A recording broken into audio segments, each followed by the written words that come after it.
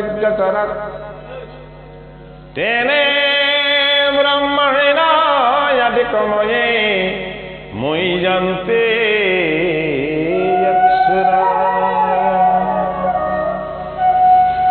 তেজো বর্মিণং যথা বিনিময়ো যত্তে সদ্রোমিষা ধন্নাস্য ন তদনিরস্তকুহকং সত্যং পরম ধীমহি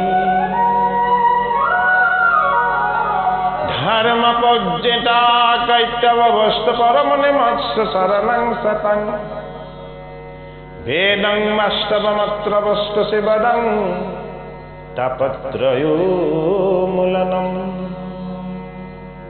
শ্রীমদ্ভাগবতে মহামুনি কীতে কিংবা পররেশ্বরঃ সদ্রোহৃদে অবরুদ্ধতে যত্ত কিতিবে সুশুভে তৎক্ষণা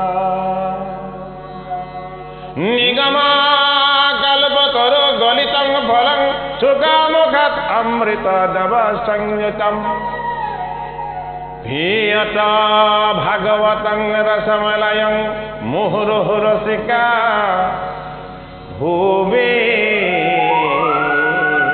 ভামুকা। হে কৃপালো গুৰুমূৰ্তি বাপ বান্ধৱ ভকত বৈষ্ণৱ সমস্ত আপোনাসৱ সাক্ষাৎ ভকতস্বৰূপ ভগৱন্ত আমি আপোনাসৱ সমস্তজনৰ চৰণত ভক্তিপূৰ্ণ সেৱা জনাই নমস্কাৰ জনাই বৈকুণ্ঠৰ কল্পতৰু ভাগৱত শাস্ত্ৰৰ পাঠ আৰু পৰ্যালোচনাৰ কাৰণে আগবাঢ়িছোঁ। অজানিতে অসাৱধানবশতঃ যদি আমাৰ কিবা ভুল ভ্ৰান্তি দায়চিদ্ৰ হয় আপোনাসৱ নিজ গুণে তুষ্ট হৈ আমাৰ দায়দোষ মৰিখন কৰিব বুলি আমি আপোনাসৱৰ চৰণত পুনৰ সেৱা জনাই আপোনালোকৰ আজ্ঞালৈ ভাগৱতৰ ষষ্ঠ স্কন্ধৰ অজামিল উপাখ্যানৰ অজামিলৰ পূৰ্বজন্মৰ পৰা আমি এতিয়া পাঠভাগ আৰম্ভ কৰিছোঁ। হে শুকনিগদতি ৰাজা শীত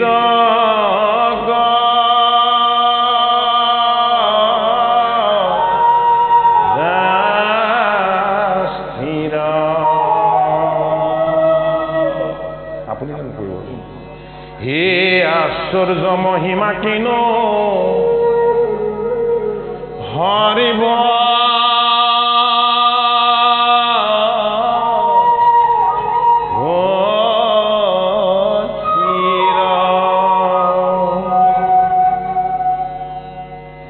আছে যত যত যজ্ঞ ধৰ্ম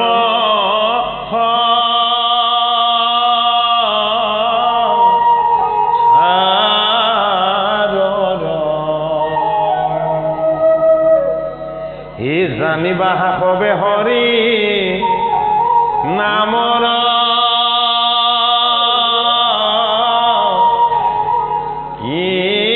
কিংকৰ এ পুণ্যৰ অন্যত হৰি নাম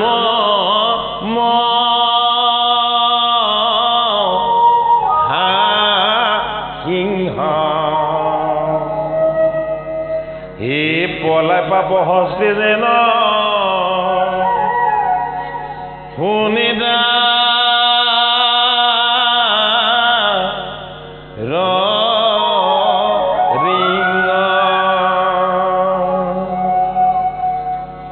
সুখদেৱ পৰীক্ষিত নৃপতিৰ গুৰু ভগৱান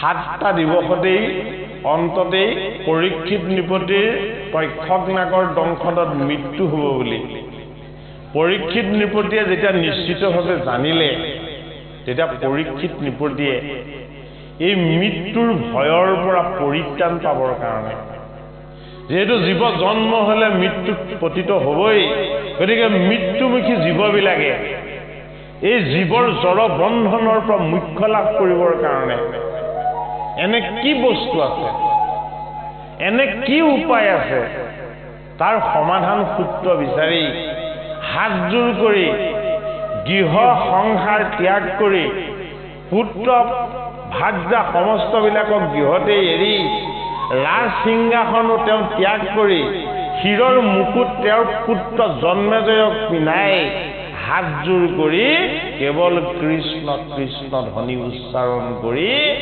এইবাৰ পৰীক্ষিত নৃপতিয়ে জীৱনৰ আটাইতকৈ ডাঙৰ সমস্যাটোৰ পৰা উদ্ধাৰ হ'বৰ কাৰণে গংগাৰ পাৰলৈ বুলি যাত্ৰা কৰিলে। শুক নিগদতে ৰাজা চিত কৰা স্থিৰ। তুমি এই গংগাৰ পাৰ পালা আৰু গুৰুৰ চৰণ পালা, এতিয়াও তোমাৰ চিত অস্থিৰ হৈ আছে নেকি? চিত মানে কি? আমাৰ আত্মা, আমাৰ আত্মজ্ঞান, আত্মবুদ্ধি। ইয়াক কি বুলি কোৱা হয়? মনৰ আটাইতকৈ পবিত্ৰ অৱস্থাটোক কোৱা হয় চিত বুলি। মন, বুদ্ধি, চিত, অহংকাৰ। মনৰ এই চাৰিটা স্তৰ আছে। এই চাৰিটা স্তৰৰ ভিতৰত ভগৱত চিন্তন আৰু ঈশ্বৰ সেৱাৰ আনন্দৰ অকণমান যদি আশীৰ্বাদ পাবলৈ হয়, মনক বুদ্ধিক নিকট পোৱাব লাগিব, চিতত পোৱাবগৈ লাগিব। চিত মানে কি?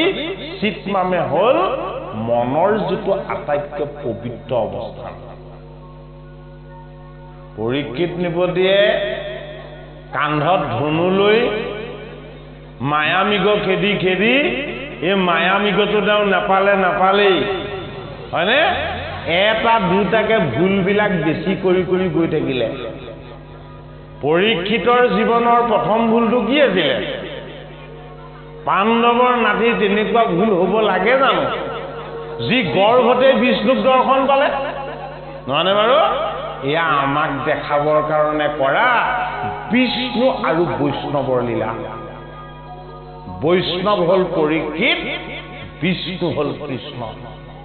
এই বিষ্ণু আৰু বৈষ্ণৱৰ লীলা শ্ৰৱণ কীৰ্তন কৰিলে আমাৰ লগত থকা মধুমতী যিবিলাক মায়া আছে, যিবিলাকে উন্মত্ত কৰি আমাক সংসাৰৰ ফালে টানি থাকে অথবা সংসাৰৰ বন্ধনতে আমাক নিমজ্জিত কৰাই ৰাখে, এই মধুমতী মায়াবিলাকক আমাৰ পৰা অকণমান আঁতৰ কৰি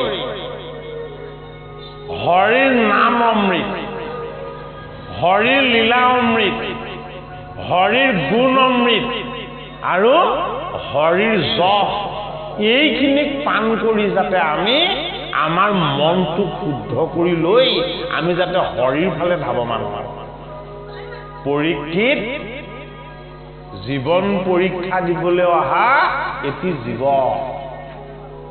এই পৰীক্ষা আপুনি মই সদায় দিয়ে আছো, কিন্তু আমি চোৱাহে নাই। প্ৰত্যেকে জীৱন পৰীক্ষাই দি আছো। 10 মাহ 10 দিন আমি মাতৃৰ গৰ্ভত থাকোঁতে হাতযোৰ কৰি পৰমেশ্বৰক স্তুতি কৰি থাকো। প্ৰত্যেকেই শিশু হৈ গৰ্ভত থাকোঁতে কিয় পৰমেশ্বৰক স্তুতি কৰি থাকো?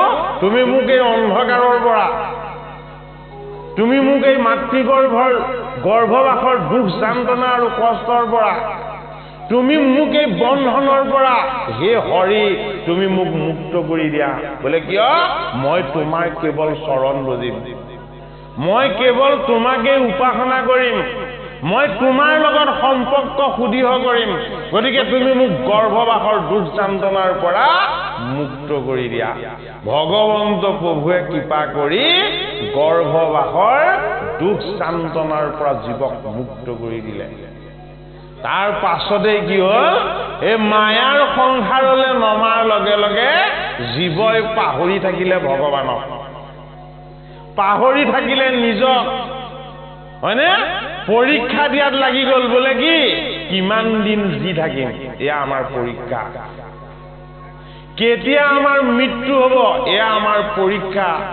জীৱনত কি পাম আৰু কি হেৰুৱাম, এয়া আমাৰ পৰীক্ষা। এই জীৱনত যি পোৱা নোপোৱা, হৰ্ষ বিষাদ, দুখ কষ্ট আনন্দ, এইবিলাকৰ যি পৰীক্ষাকে দি থাকিব লাগে, সেয়ানো জীৱৰূপী পৰীক্ষিত নহয় কি?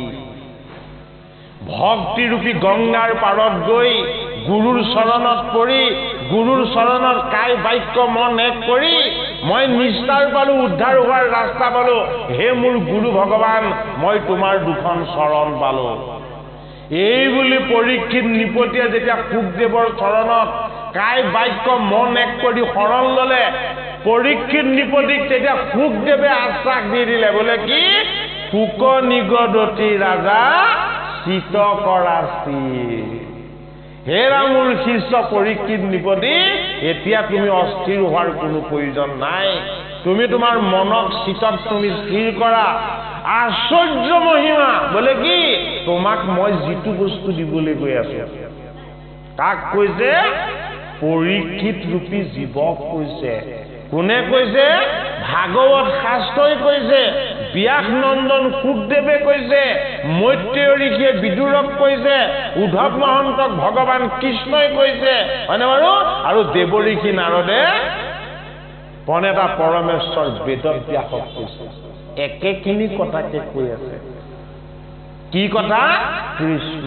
কথা কাই বাক্য মন সকলো কৃষ্ণৰ চৰণৰ প্ৰতি ভাৱমান কৰাই একনিষ্ঠ হৈ কেৱল কৃষ্ণৰ চৰিত্ৰ তুমি গুণ কীৰ্তন যশ আৰু লীলাৰ অমৃত তুমি পান কৰিম বুলি মনটো সুদৃঢ় কৰি লোৱা হে পৰীক্ষিত নৃপতি বোলে কি জানানে আশ্চৰ্য মহিমা ইমান আচৰিত মহিমা থকা বস্তু পৃথিৱীত দ্বিতীয় একো নাই কোনে কৈছে গুৰুৱে কৈছে শুকদেৱে কাক কৈছে শিষ্য পৰীক্ষিত নৃপতিক কৈছে বেদা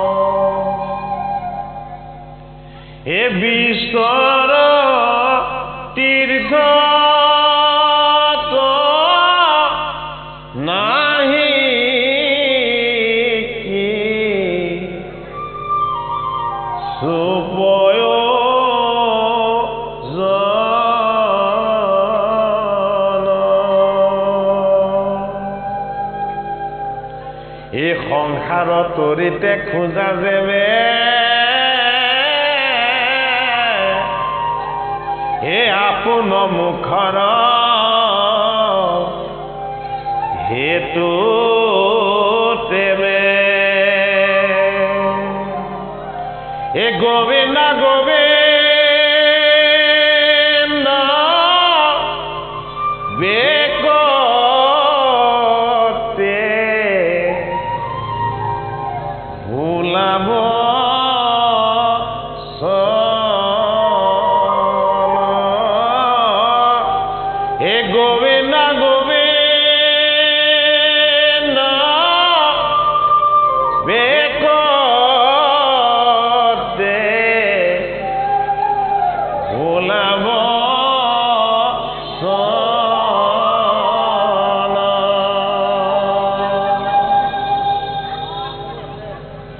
বেদত দুটা বস্তু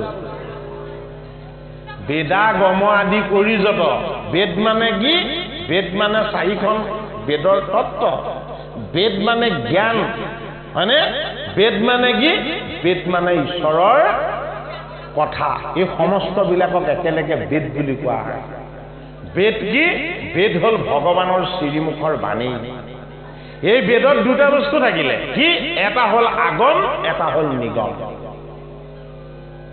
বেদাগম আদি কৰি যত আগম জানিবলৈ কি কৰিব লাগিব আগম জানিবলৈ 14 শাস্ত্ৰ জানিব লাগিব ব্যাকৰণ জানিব লাগিব নিৰুক্ত জানিব লাগিব হয়নে ন্যায় মীমাংসা তৰ্ক জ্যোতিষ এই শাস্ত্ৰবিলাক জানিব লাগিব ছখন বেদাংগ জানিব লাগিব এই গোটেইখিনি জনাৰ পাছতে বেদ অধ্যয়ন কৰি বেদৰ গুণময় জ্ঞান লাভ কৰিব পৰা যায় মাধৱ মহাপুৰুষ নিজে এজন বিদগ্ধ সংস্কৃত পণ্ডিত আছিলে তেখেতে আগম মাৰ্গ অধ্যয়ন কৰিছিলে আগম মাৰ্গ অধ্যয়ন কৰি কি কৰিলে বলিৰ পথা বিচাৰি ফুৰিলে নিজেতো বিচৰাই হয়নে তেওঁ বৈনায়ক ৰামদাসকো বিচাৰিবলৈ লগাই দিলে বুজি লওক কথা যিজনে নিজেই কৰ্মকাণ্ড মাৰ্গত থাকি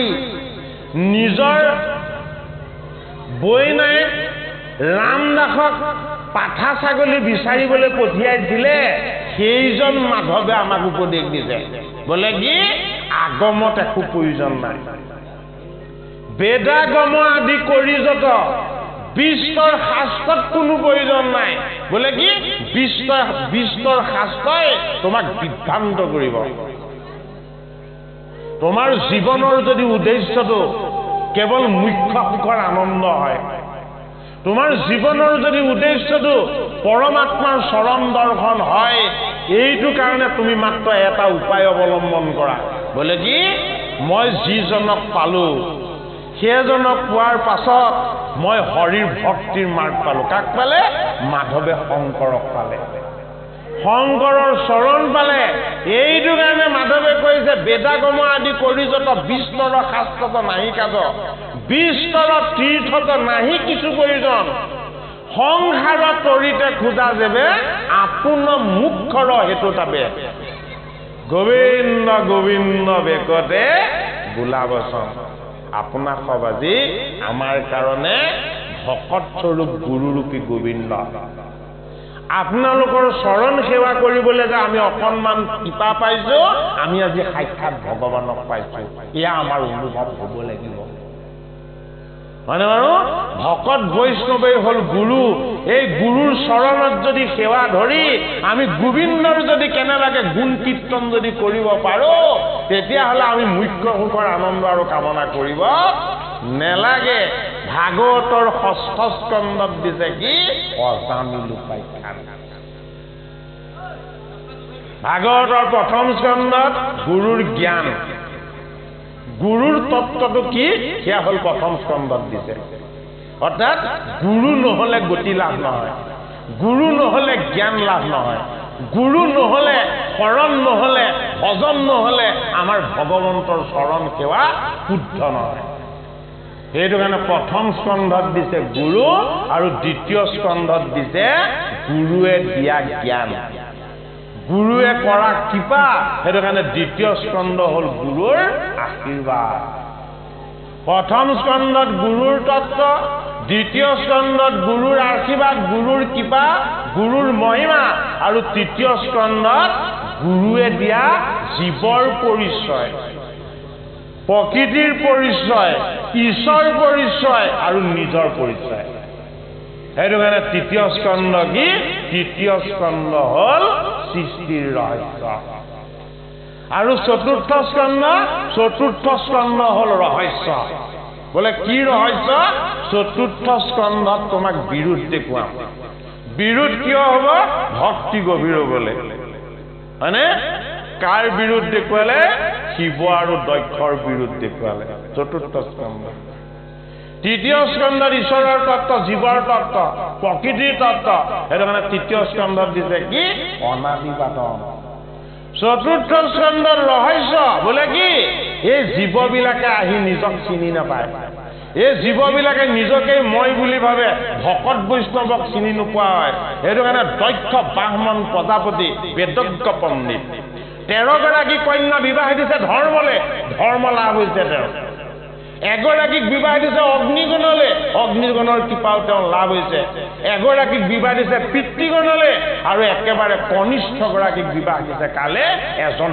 বৈষ্ণৱলে দুজন বৈষ্ণৱলে দক্ষই কন্যা বিবাহ দিছে এজন বৈষ্ণৱ কোন শিৱ আৰু ইজন বৈষ্ণৱ হ'ল ধৰ্ম যিজনৰ নাম হ'ল গণ মানে ধৰ্মলে ১৩ গৰাকী কন্যা বিবাহ দিয়া নাই জানো দক্ষই ইমানখিনি কন্যা দান দি পুণ্য অৰ্জন কৰাৰ পাছতো ভকতৰ সং নোপোৱাত ভাগৱতৰ তত্ত্ব নোপোৱাত ঈশ্বৰৰ হৰিনাম গুণৰ মহিমা নোপোৱাত দক্ষৰ কি হ'ল প্ৰত্যক্ষৰ বিৰোধ আহি গ'ল কাৰ লগত বৈষ্ণৱৰ লগত যদি বৈষ্ণৱৰ লগত বিৰোধ থাকে ভগৱান কৃষ্ণৰ লগত কেতিয়াও সম্বন্ধ নহয় বৈষ্ণৱৰ লগত বিৰোধ কৰি কৃষ্ণৰ লগত সম্বন্ধ ৰাখিম বুলি যদি কেনেবাকে কোনোবাই ভাবিছে ভাগৱত শাস্ত্ৰৰ চতুৰ্থ স্কন্ধত আমাক সেইটো পৰিচয় দি দিছে যে বৈষ্ণৱত যদি ভক্তি নহয় বিষ্ণুৰ আশীৰ্বাদ কেতিয়াও পাব নোৱাৰিবা উদাহৰণ স্বৰূপে শিৱদক্ষৰ বিৰোধ চাই লোৱা মানে বাৰু চতুৰ্থ স্কন্ধত দিছে কি ধ্ৰুৱ চৰিত্ৰ চতুৰ্থ স্কন্ধত দিছে কি পেন ৰজাৰ কাহিনী চতুৰ্থ স্কন্ধত দিছে কি পৃথিৱী দোহন চতুৰ্থ স্কন্ধৰ অন্তিমত দিছে কি পুৰন্দৰ উপাখ্যান সেইটো কাৰণে চতুৰ্থ স্কন্ধটো হ'ল কি ৰহস্য ভক্তিৰ ৰহস্যটো প্ৰকাশ হৈছে চতুৰ্থ স্কন্ধৰ পৰা এই ৰহস্য যিটো জ্ঞান ৰহস্য জ্ঞানটো হ'ল পঞ্চম স্কন্ধত কি আছে পঞ্চম স্কন্ধত আছে ভগৱন্তৰ লীলা অৱতাৰ সপ্ত বৰি সপ্ত পাতাল সপ্ত স্বৰ্গ এই সমস্তবিলাকৰ লগত মেৰু আৰু নাভিৰ বিবাহ মেৰুৰ গৃহত আহি ঈশ্বৰৰ জন্ম এই সমস্ত তত্ত্ব কথা আছে পঞ্চম স্কন্ধত সেইটো কাৰণে পঞ্চম স্কন্ধ হ'ল ভগৱন্তৰ কি ভগৱন্তৰ নাভি পদ্ম এই সৃষ্টিৰ উৎস সপ্ত বৰিষৰ বৰ্ণনা তাত কোন কোন বৰিষপতি হ'ব সেই সমস্ত তত্ত্ব কথা হয়নে বিভিন্ন পৰ্বতবিলাকৰ তত্ত্ব কথা মেৰু আৰু মেৰু দেৱীৰ স্বামী হ'ল কোন তেওঁলোকৰ ঘৰলৈ কোন আহিছে জগতৰ হৰি ঋষভ ৰূপেৰে নামিছে এই ঋষভৰ এশজন পুত্ৰৰ শ্ৰেষ্ঠজনেই হ'ল কোন ভৰত আৰু ৰঘুগণ ৰজাৰ দ্বাৰা শৰণ ভজনৰ তত্ত্ব ভাগৱতৰ পঞ্চম স্কন্ধ ভাগৱত বৈকুণ্ঠৰ শাস্ত্ৰ ভাগৱত গুৰুৰূপী গোবিন্দ এইটো কাৰণে গোবিন্দ বেকতে বোলা বচন ভাগৱতৰ নাম লোৱা ভাগৱতৰ কথা শ্ৰৱণ কীৰ্তন কৰা ভাগৱতত থকা কৃষ্ণৰ অমৃত ভকতসকলে পান কৰা কি হ'ব যজ্ঞ কৰিবৰ প্ৰয়োজন নাই পূজা পাতল কৰিবৰ প্ৰয়োজন নাই বিশেষ দান কৰি পেলাই পুণ্য অৰ্জন কৰাৰো প্ৰয়োজন নাই বোলে কি কৃষ্ণৰ নাম গুণ যশ আৰু এই ভাগৱত অমৃতৰ প্ৰতিভাগৰে ভাগৰো সেয়া তুলনা নহয় ষষ্ঠ স্কন্ধত আমাক এতিয়া দিছে অজামিলৰ পূৰ্ব কথা অজামিলনো কোন ভাগৱত শাস্ত্ৰত ষষ্ঠ স্কন্ধত নামৰ মহিমা হৰি নামৰ মহিমা অজামিল উপাখ্যান ইয়াৰ পাছতে আহিব আকৌ বৃত্তাসুৰৰ কাহিনী ষষ্ঠ স্কন্ধত হয়নে বাৰু বৃত্তাসুৰ বধ ইন্দ্ৰৰ কষ্ট হয়নে এই সমস্ত কথাখিনি ক'ত পাম আমি ষষ্ঠ স্কন্ধত পাম ষষ্ঠ স্কন্ধ হ'ল ভাগৱত ভগৱন্তৰ হৃদয় ভগৱন্তৰ হৃদয়ত কোন থাকে এ ভকতে খে মোৰ হৃদে জানি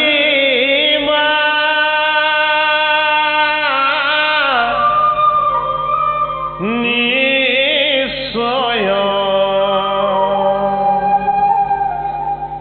হে ভকত জনৰ জানা আমি সে হৃদয়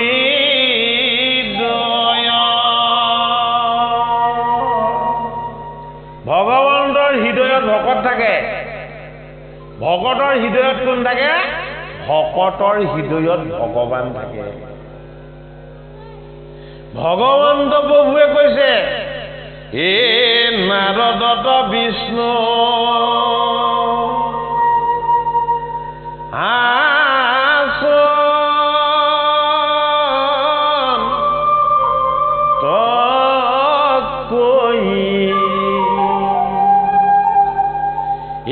বৈকুণ্ঠতময়ী নাথা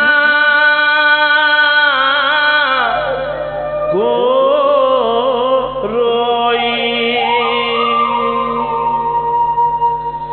এ যুগ গিৰুহিয়া এৰিখ মোদাই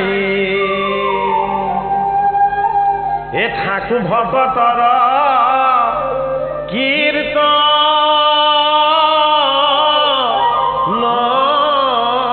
চাই। নাৰদে বিষ্ণু লোকত গৈ বিষ্ণুক দৰ্শন নাপালে, কান্দিছে। হে প্ৰভু, তোমাৰ বৈকুণ্ঠ ধামলৈ ইমান যত্ন কষ্ট শুদ্ধ মনেৰে গলো, তোমাৰ বৈকুণ্ঠৰ সমস্ত ভকতে চতুৰ্ভুজ ৰূপত তোমাৰ গুণ গাই গাই আনন্দৰে তোমাক উপাসনা কৰি থকা দেখিলো। ৰত্নময় সিংহাসনত তুমি বহি আছা বুলি আৰু ওলাই আহি মোক তোমাৰ চৰণ দৰ্শন দিম বুলি মই আশা পালি বহুত সময় বহি থাকিলো, কিন্তু হে প্ৰভু মই তোমাক দেখা নাপালো। কিয় মোৰ এনে হ'ল? এতিয়া ভগৱন্ত প্ৰভু বিষ্ণুৱে কৈছে, বোলে গংগাৰ পাৰত ৬০ সহস্ৰ ঋষি আৰু মোৰ এই পৰম ভক্ত শুকদেৱে যেতিয়াই মোৰ ভাগৱত অমৃত কীৰ্তন কৰিবলৈ ললে, মই বৈকুণ্ঠ ধাম ত্যাগ কৰিলো। এই গংগাৰ পাৰৰ ৩ তৰুণ লতিকা জল সমস্তৰে মাজত মই গৈ কি হলো? প্ৰৱেশ হৈ দিলো। এই গংগা, যি গংগাৰ পাৰত পাণ্ডৱৰ নাতি পৰীক্ষিতে ভাগৱত অমৃত পান কৰিছে। সেইটো কাৰণে আমি সেই গংগাৰ পাৰখনত গৈ পাব লাগিব।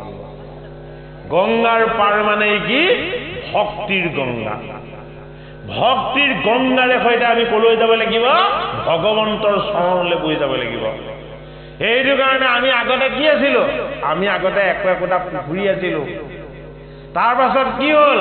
আমি তাৰ পাছত এটা সৰু জান-জুৰি হবলৈ পালো। জান-জুৰি কেতিয়া হলো? যেতিয়া আমি ভকতৰ সংগ ললো, ভগৱন্তৰ শৰণ ভজন ললো, আমি তেতিয়া জান-জুৰি হোৱাৰ সুবিধা পালো। এই জান-জুৰি হৈ যেতিয়া আমি ভাগৱত শাস্ত্ৰ, গীতা শাস্ত্ৰ আমি শ্ৰৱণ কীৰ্তন কৰি কৰি আমাৰ এই জীৱন নদীক আমি ভক্তিৰ বন্যালৈ যেতিয়া আগুৱাই দিম, তেতিয়া আমি গংগা পাম। এই গংগাত যদি এই জান-জুৰি বিলাক গৈ পৰেগে, তেতিয়া কি হব? সমুদ্ৰ পাবলৈ আৰু লক্ষ্য কৰিব নেলাগে। গংগা গৈ নিশ্চিত সমুদ্ৰত পৰিব। সমুদ্ৰ কি? সমুদ্ৰ হল ভগৱান কৃষ্ণ। এই জীৱনৰ জান-জুৰি বিলাকক অতিক্ৰম কৰি ভক্তিৰ গংগাৰে কৃষ্ণৰূপী সমুদ্ৰত, এই ভাগৱতৰূপী সমুদ্ৰত যদি কেনেবাকে আমি স্নান কৰিবলৈ পাওঁ, ষষ্ঠ স্কন্ধ গুৰু ভগৱান শুকে পৰীক্ষিত নিপতি কৈছে, আছে যত যত যজ্ঞ ধৰ্ম সংসাৰৰ, এই সংসাৰত যিমান যিমান যজ্ঞ দান পদ তপ আজি ধৰ্ম আছে, জানিবাহা সবে হৰি নামৰ গিংগৰ। সকলো ধৰ্মই আহি হৰিৰ নামত আশ্ৰয় ললে। কেতিয়া? যেতিয়া কলিৰ আৱিৰ্ভাৱ। কলিৰ ভয়ত দান তপ যজ্ঞ ব্ৰত সমস্ত ধৰ্মবিলাকে আহি ৰামকৃষ্ণ হৰি নামত আশ্ৰয় ললে। সেইটো কাৰণে ষষ্ঠ স্কন্ধত দিছে কি? ভগৱন্তৰ হৃদয়, হৃদয়ত দিছে নাম মহিমা। নামৰ মহিমা ভকতৰ যোগেদি প্ৰকাশ কৰিছে জানো? নাই কৰা। বেইচ্ছাবৃত্তিত পবিত্ৰ হোৱা, নিজৰ সংসাৰ ধৰ্মক শুদ্ধকে পালন নকৰা, হয়নে? কেৱল মোহ আৰু মায়াতে ভ্ৰমিত হৈ থকা এজন অপবিত্ৰ অজামিল নামৰ দ্বিজৰ দ্বাৰা দেখুৱাইছে। কি? হৰি নামে তেওঁক উদ্ধাৰ কৰিছে। দ্বিজ মানে কি? যাৰ দুবাৰ জন্ম হয়। এবাৰ জন্ম কেনেকে হয়? পাৰ্থিৱভাৱে শৰীৰটোলৈ জন্ম হোৱাৰ পাছত এই জীৱটোৰ ২ নম্বৰবাৰ জন্ম হ'ব লাগিব। এইবাৰ জন্ম কেনেকে হ'ব? ভক্তিৰ সংস্কাৰেৰে, শৰণ ভজন আৰু নাম তত্ত্ব গ্ৰহণ কৰি। ২ নম্বৰ জন্মটো হ'ব কি? বৈষ্ণৱৰ জন্ম। সেইটো কাৰণে অজামিলক দ্বিজ বুলি কৈছে, দুবাৰ জন্ম বুলি কৈছে। প্ৰথমবাৰ জন্ম হোৱাৰ পাছত তেওঁ কি কৰিলে? উত্তৰি গ্ৰহণ কৰিলে। উত্তৰি গ্ৰহণ কৰাৰ পাছত ব্ৰাহ্মণৰ যি পূজা পাতল, বেদৰ কৰ্ম মাই, সেইবিলাকক গ্ৰহণ কৰিলে। কিন্তু তাৰ পাছতো আকৌ বেইচাত পতিত হ'ল। বেইচাত পতিত হৈ নিজকে অপবিত্ৰ কৰিলে, হয়নে? হৰিৰ নাম কি সেয়াও নাজানে, হৰিৰ চৰিত্ৰ কি সেয়াও পাহৰিলে। কিন্তু ভাগ্য ভাল আছিলে, বোলে কি কনিষ্ঠ পুত্ৰটোৰ নাম নাৰায়ণ ৰাখিছিলে। এয়াই নামৰ মহিমা। সজ্ঞানে বা অজ্ঞানে এক নাম, হয়নে? যদি কোনোবাই স্মৰণ কৰে, জুই জ্বলিলে তাৰ পৰা প্ৰভাৱ পৰিবই। নাম প্ৰকাশ হলে পাপবিলাক দূৰ হৈ পুণ্যৰ অদ্ভুত হৈ ঘটিব। এইটো কাৰণে কৈছে, জানি বাহা সবে হৰি নামৰ কিংকৰ। যিমান ধৰ্ম আছে চব হৰি নামৰ অধীন। হৰি নামতকে ডাঙৰ ধৰ্ম এই জগতত একো নাই। পুণ্য অৰণ্যত হৰি নাম মহাসিংহ। পুণ্য অৰণ্য ক'ৰবাত আছে জানো? যেনিয়েই চোৱা তেনিয়েই মোহময় মায়াময়। মোহ আৰু মায়াৰ ভৱ সংসাৰত আমি ককবকাই আছো। এই ভৱ সংসাৰত আমি ক'ত পুণ্য অৰণ্য পাম? হয়নে বাৰু? এনে গছ বিৰিখৰ অৰণ্যবিলাকো মানুহে কাটি ভাঙি শেষ কৰা নাই জানো?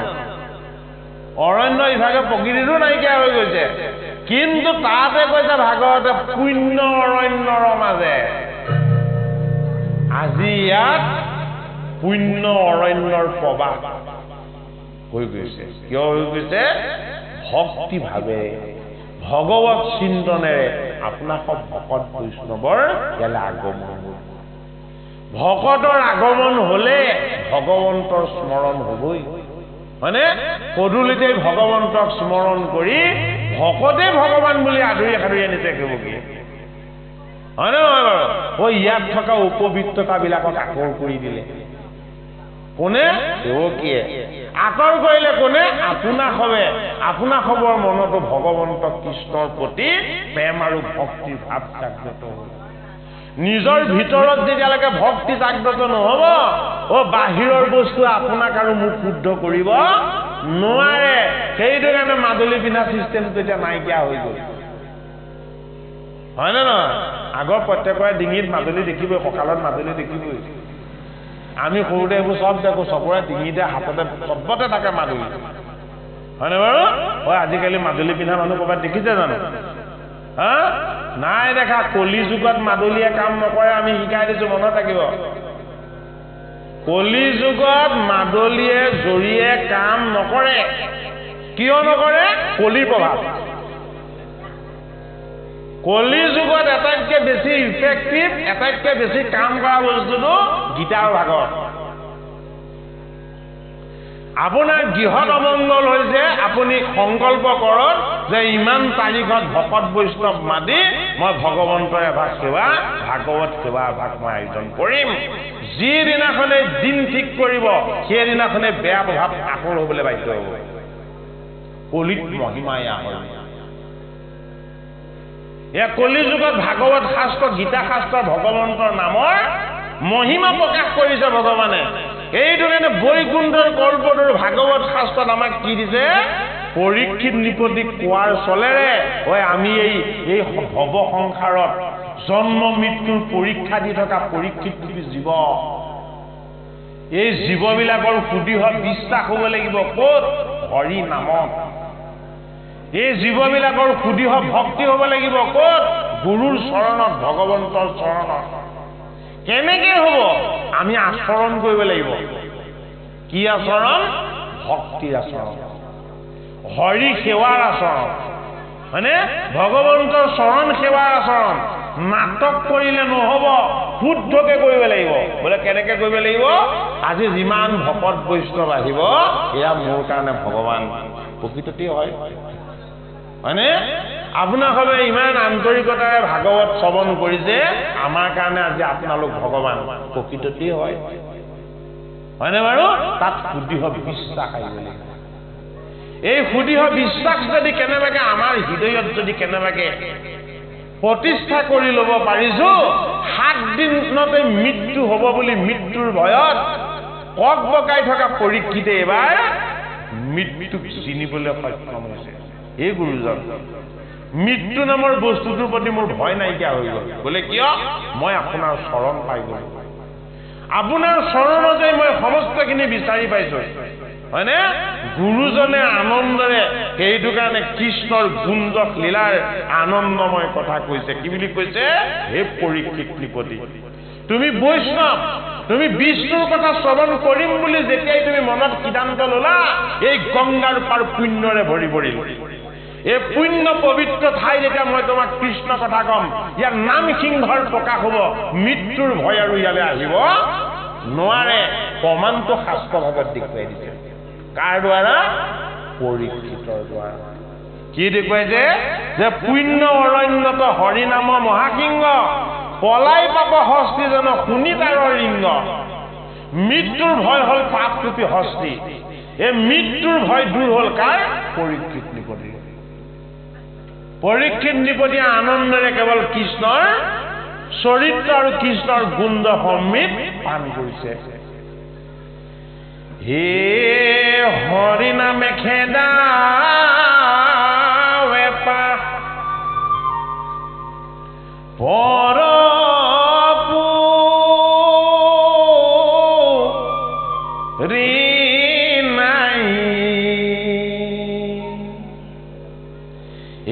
কৃষ্ণ বিমুখত হবে হয় কথাই আমি পাপ পুণ্য বুলি কওঁ নে নকওঁ পাপ ক'ত থাকে পাপ থাকিবলৈ ঠাই ক'ত দিছে ঈশ্বৰে হা পঞ্চচোনা পাপৰ ঠাই দিছে ক'ত ভাগৱতত পঞ্চচোনা পাপৰ কথা আছে ভাগৱতত হয়নে বাৰু যিকেইখন ঠাইত কলি থাকিব তাতে পাপ থাকিব কলি কি কলি হ'ল পাপৰ প্ৰাৰম্ভ ভাগৱত শাস্ত্ৰত প্ৰথম স্কন্ধত কৈছে যে হে কলি তই হলি পাপৰ প্ৰাৰম্ভ কলি কিয় পাপৰ প্ৰাৰম্ভ যে কলি সদায় কৃষ্ণত বিমুখ কলিৰ মৃত্যু ক'ত ভয় ক'ত য'ত কৃষ্ণত সন্মুখ হ'ব তাতে কলিৰ ভয় হৈ যায় সেইটো কাৰণে কৃষ্ণৰ চৰণ কৃষ্ণৰ নাম কৃষ্ণৰ গুণ কৃষ্ণৰ যশ আৰু কৃষ্ণৰ লীলা এয়া কি এয়া হ'ল পুণ্য অৰণ্য এই পুণ্য অৰণ্যৰ দ্বাৰা ভগৱন্তৰ নাম সিংহৰ যেতিয়া প্ৰকাশ হয় এই পাপৰূপী হস্তিবিলাকৰ থাকিবলৈ ঠাই নাইকিয়া হয় এটা পাপ ক'ত থাকিবগে ভগৱানে পুণ্যকো থাকিবলৈ স্থান দিছে পাপকো থাকিবলৈ স্থান দিছে পাপক থাকিবলৈ পঠাই দিছে পাপৰূপী হস্তিবিলাকক খেদি খেদি নি য'ত কৃষ্ণৰ স্মৰণ নাই য'ত কৃষ্ণৰ নাম উপাসনা নহয় য'ত কৃষ্ণৰ চৰণত ভক্তি কৰা নাই সেয়া বোলে পাপ হস্তি নাম সিংহই খেদি নিয়া পাপবিলাকে গৈ তাত আশ্ৰয় ল'বগে ক'ত আশ্ৰয় ল'বগে য'ত ভগৱান কৃষ্ণৰ স্মৰণ হোৱা নাই গতিকে আমি কি বুজিব লাগিব কৃষ্ণৰ নাম স্মৰণ নোহোৱাকে আমাৰ গৃহধামত এদিনো থাকিব নালাগে সেহি সেদিনক ভাই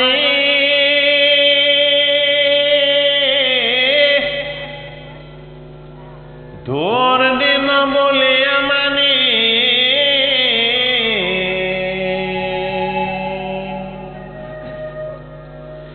মেঘা চন্ন নহয় অদৰ দিন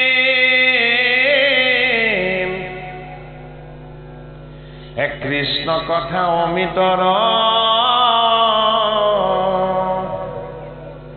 হাম্যক আলাপৰস যিটো দিন হয়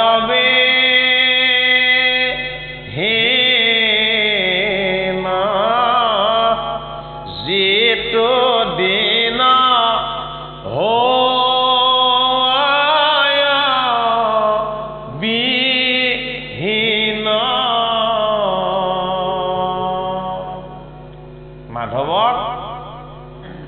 জগতগুৰু শ্ৰীমন্ত শংকৰদেৱ গুৰুজনে উপদেশ দিছে, হে মাধৱ, গুৰুৰ পৰা ভক্তি জ্ঞান পালা, শাস্ত্ৰ অধ্যয়ন কৰি শাস্ত্ৰৰ নয় আৰু বিচাৰ পালা, এইবাৰ তুমি এভাগ শাস্ত্ৰ ৰচনা কৰা। নামটো কি? নাম ঘোষা। ঘোষা নামে শাস্ত্ৰ ভাগি তুমিও কৰিবা। শংকৰৰ উপদেশ ঘোষা শাস্ত্ৰ কৰা তুমি। কেনেকে কৰিবা? কোনো কাহিনী নানিবা, হয়নে? কোনো ইতিহাস নানিবা, তালে আনিবা তুমি সেই শাস্ত্ৰবিলাকৰ মৌবিলাক অকল অমৃতবিলাক আনিবা। অমৃতবিলাক আনি আনি তুমি মৌচাক ৰূপেৰে তাক গঠন কৰিবা। এইটো কাৰণে মাধৱে আমালে আনিছে কি? ভক্তিৰ উপদেশ। সেইটো দিনক মাধৱ মহাপুৰুষে আমাক বেয়া বুলি জনালে। সেহিহে দিনক ভাই দুৰ্দিনক বুলিয়া মানি। মেঘাচ্ছন্ন নহয় দুৰ্দিন, সেইটোতকে মেঘেৰে আচ্ছন্ন কৰি ৰখা দুৰ্দিন আমাৰ কাৰণে বেলেগ দ্বিতীয় নাই। কোনটো দিন? কৃষ্ণ কথা অমৃতৰ, কৃষ্ণৰ চৰণ চিন্তা, কৃষ্ণৰ নাম, কৃষ্ণৰ গুণ, কৃষ্ণৰ যশ আৰু কৃষ্ণৰ লীলা, এইবিলাকৰ পৰা আমাৰ যিটো দিন বঞ্চিত হৈছে, সেইটোৱে হ'ল আমাৰ কাৰণে অমানিশা। কি হ'ব? পুণ্য অৰণ্যৰ পুণ্যবিলাক তাত প্ৰৱেশ নহয়, তাত পাপৰ অভ্যুদয় হ'ব। য'ত পাপৰ অভ্যুদয় হয় সেয়াই হ'ল আটাইতকৈ বেয়া দিন। পাপক দূৰ কৰাৰ উপায়টো কি? কৃষ্ণক স্মৰণ, ভাগৱত শাস্ত্ৰৰ সিদ্ধান্ত। সেইটো কাৰণে কি বুলি কৈছে? হৰি নামে খেদাৱে পাপৰ নাই পুৰি। হৰিৰ নামে পুণ্যৰ অভ্যুদয় কৰে, পুণ্যৰ বতাহ সৃষ্টি কৰে, আৰু কি কৰে? ভগৱন্ত প্ৰভুক প্ৰকাশ কৰে। এইটো কাৰণে এই পুণ্য বায়ু যদি কেনেবাকে ববলৈ লয়, পাপৰূপী হস্তিবিলাকৰ থাকিবলৈ ঠাই নাইকিয়া হয়। কোনো ব্ৰহ্মাণ্ডতে পাপক থাকিবলৈ ঠাই নিদিয়ে। কোনে? হৰি নামে। এতিয়া পাপ গৈ ক'ত থাকিব? তাকে কৈছে কি বুলি? কৃষ্ণ বিমুখত হবে হবে একঠাই। কৃষ্ণত বিমুখ হৈ থকা ঠাইবিলাকতে পাপ গৈ একে ঠাই হ'বগে। হে পৰম পাতকী যিটো আত্মীয় নাচাৰি, হে শিৱ ভকতক ৰক্ষা কৰন্ত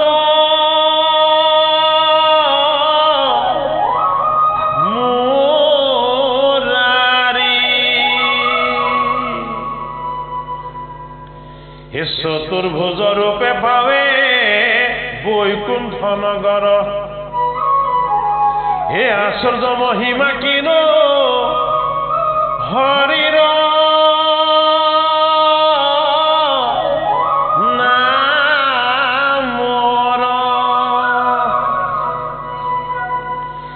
ও নাহি পায় চিত্ত হৰি নামৰ সমান। এ শুন পূৰ্ব কথা অজা মিলও পায় জ্ঞান। হে নামৰ অভ্যাসে কৰে পাপক উচ্চান। শুনা বিষ্ণু দূত যম দূতৰ সংবাদ। কৌন জপুৰত এক ব্ৰাহ্মণ আছিল। হে অতি অনাচাৰী দ্বিজ নাম জানিল। হে পৰম বেচাৰ পতি পতিত পাপিষ্ঠ। এ কৰিলে কমহন্ত অনেক অনিষ্ট। এ বৃদ্ধ পিতৃ মাতি যত তেজিলে ধাজা। এ এই সকল বৰ্ষ দিয়া ভজিলে বিশ্বাস এ জাতি কুল কৰ্ম মানে সমস্তে তেজিল বিচাৰ গৰ্ভত দোষ পুতই উপজিল কনিষ্ঠ পুতৰ নাম থৈলা নাৰায়ণ এ ভাজা পুত পুখিবাৰ মাত কৰে কাম এ খেলে জুৱা পাখা মিছা মাতে অহংকাৰী এ চুৰি কৰি দেই ডকা মনুষ্যক মাৰি এ শিৱধ ৰাজবধ একোৱে নচাৱে অতাইক মাত্ৰ পোখে আন যত বিত পাৱে এ যিদিনা নপাৱে ধন বেচা পাৰে গালি থাকে সৰ্বদায়ে দিজ তাইৰ আশা পালি তাইৰ ভৈল তপ জপ যজ্ঞ ধৰ্ম ধ্যান অসপূৰ্ণত বেচা দিনে নিশ্চিন্ত হেন পাপ নাছিল দিজিত নিসিজিল এ দুষ্টৰ প্ৰসংগে নষ্ট ভৈল জানিল এ জাতিত বামন সিটো কৰ্মত চন্দাল এ ভাজা পুত পোষণতে অনেক গৈলকাল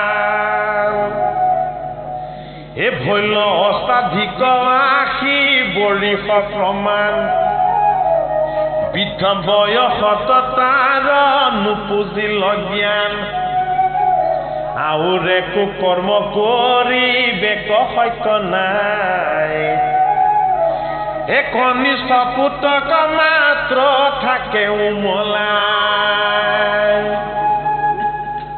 হে প্ৰাণতো অধিক সিটো পুত্ৰ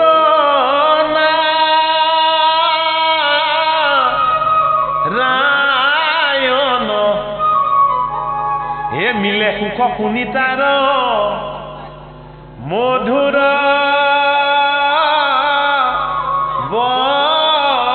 বচন তাতে মন মজিল দিজৰ সমুদায় এ পৰম কৌতুকে তাৰ লীলা থাকে চাই এ খুৱাৱে ধুৱাৱে মহা স্নেহে নিতে তাকে এ আশা নাৰায়ণ বুলি ৰাতি দিনে ডাকে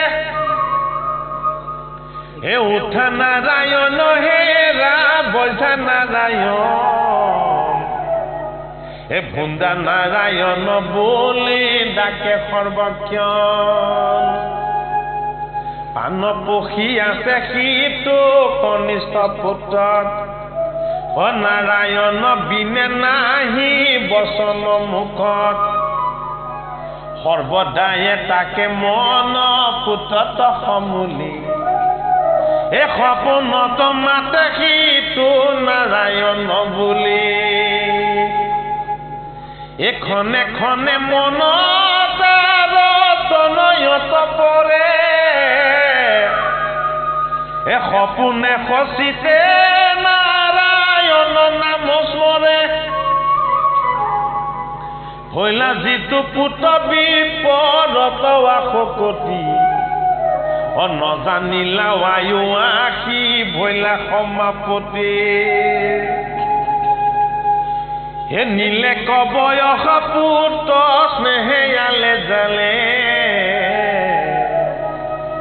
হে বিফল জনম গৈল পাইল অন্তকালে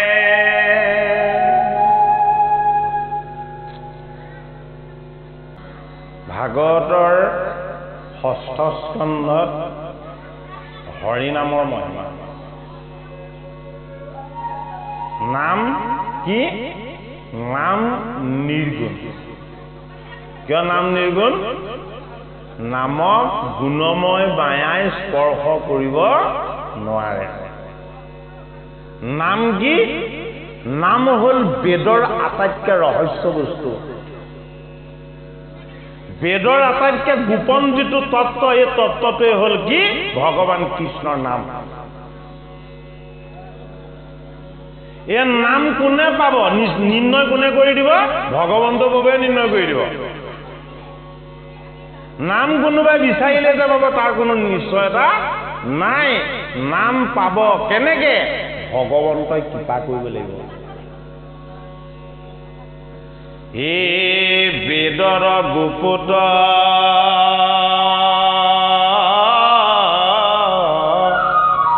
বেদ নাৰায়ণই হে দৈৱকীত সন্দেহ সাক্ষাতে ভয়লা বিদিত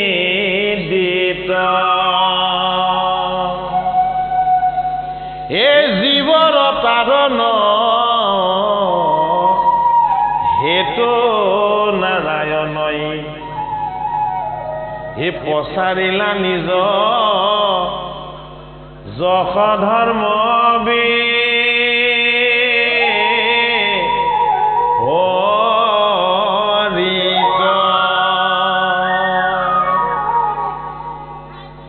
বেদৰ গুপুত বিত্ত নাৰায়ণ কাৰ মুখলৈ আহি গ'ল? অজামিলৰ মুখলৈ আহি গ'ল। আহিলে কেনেকে? অজামিলৰ 10জন পুত্ৰ আছিলে। কনিষ্ঠ পুত্ৰজনৰ নামটো তেওঁ বৰ বেলেগ ধৰণে ৰাখি দিলে। কি নাম ৰাখি দিলে? কনিষ্ঠ পুত্ৰৰ নাম ৰাখি দিলে 4খন বেদৰ যিটো সাৰ। 4খন বেদত থকা অক্ষৰ স্বৰূপ ঈশ্বৰৰ গুণময় তত্ত্বক ঢাকি নিৰ্গুণ তত্ত্ব প্ৰকাশ কৰা ঈশ্বৰৰ যি নাম তত্ত্ব কোনে পালে? ভগৱন্তৰ কৃপাত অজামিলৰ কনিষ্ঠ পুত্ৰটোৰ নাম ৰাখি দিয়া হ'ল। এই পুত্ৰ কি? ঐ আমাৰ 10টা ইন্দ্ৰিয় আছে। এই 10টা ইন্দ্ৰিয় এই জীৱটোৰ কাৰণে 10 পুত্ৰ। এই 10 পুত্ৰৰ ভিতৰত আটাইতকৈ কনিষ্ঠ ইন্দ্ৰিয়টো হ'ল বাক ইন্দ্ৰিয়।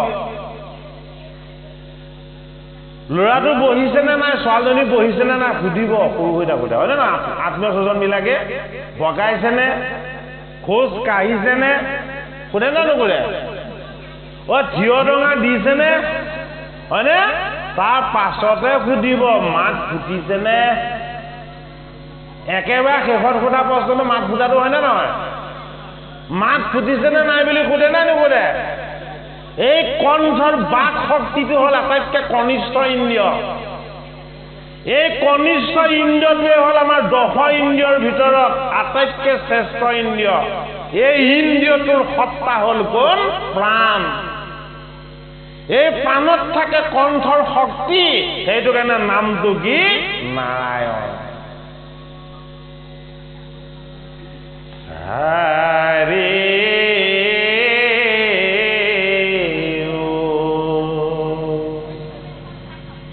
বেদৰ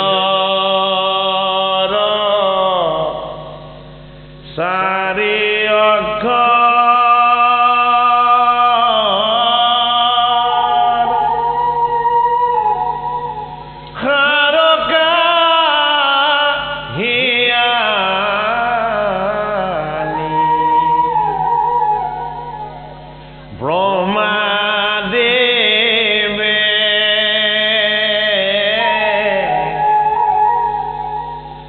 বেকত কৰি ধৈলা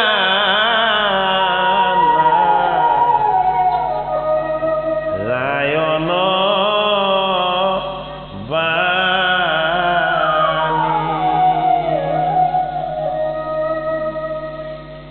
হেন নাৰায়ণ নাম গায়া এ শুদ্ধ কৰো আমি চিত কায়া এ হৰি সন্দোষ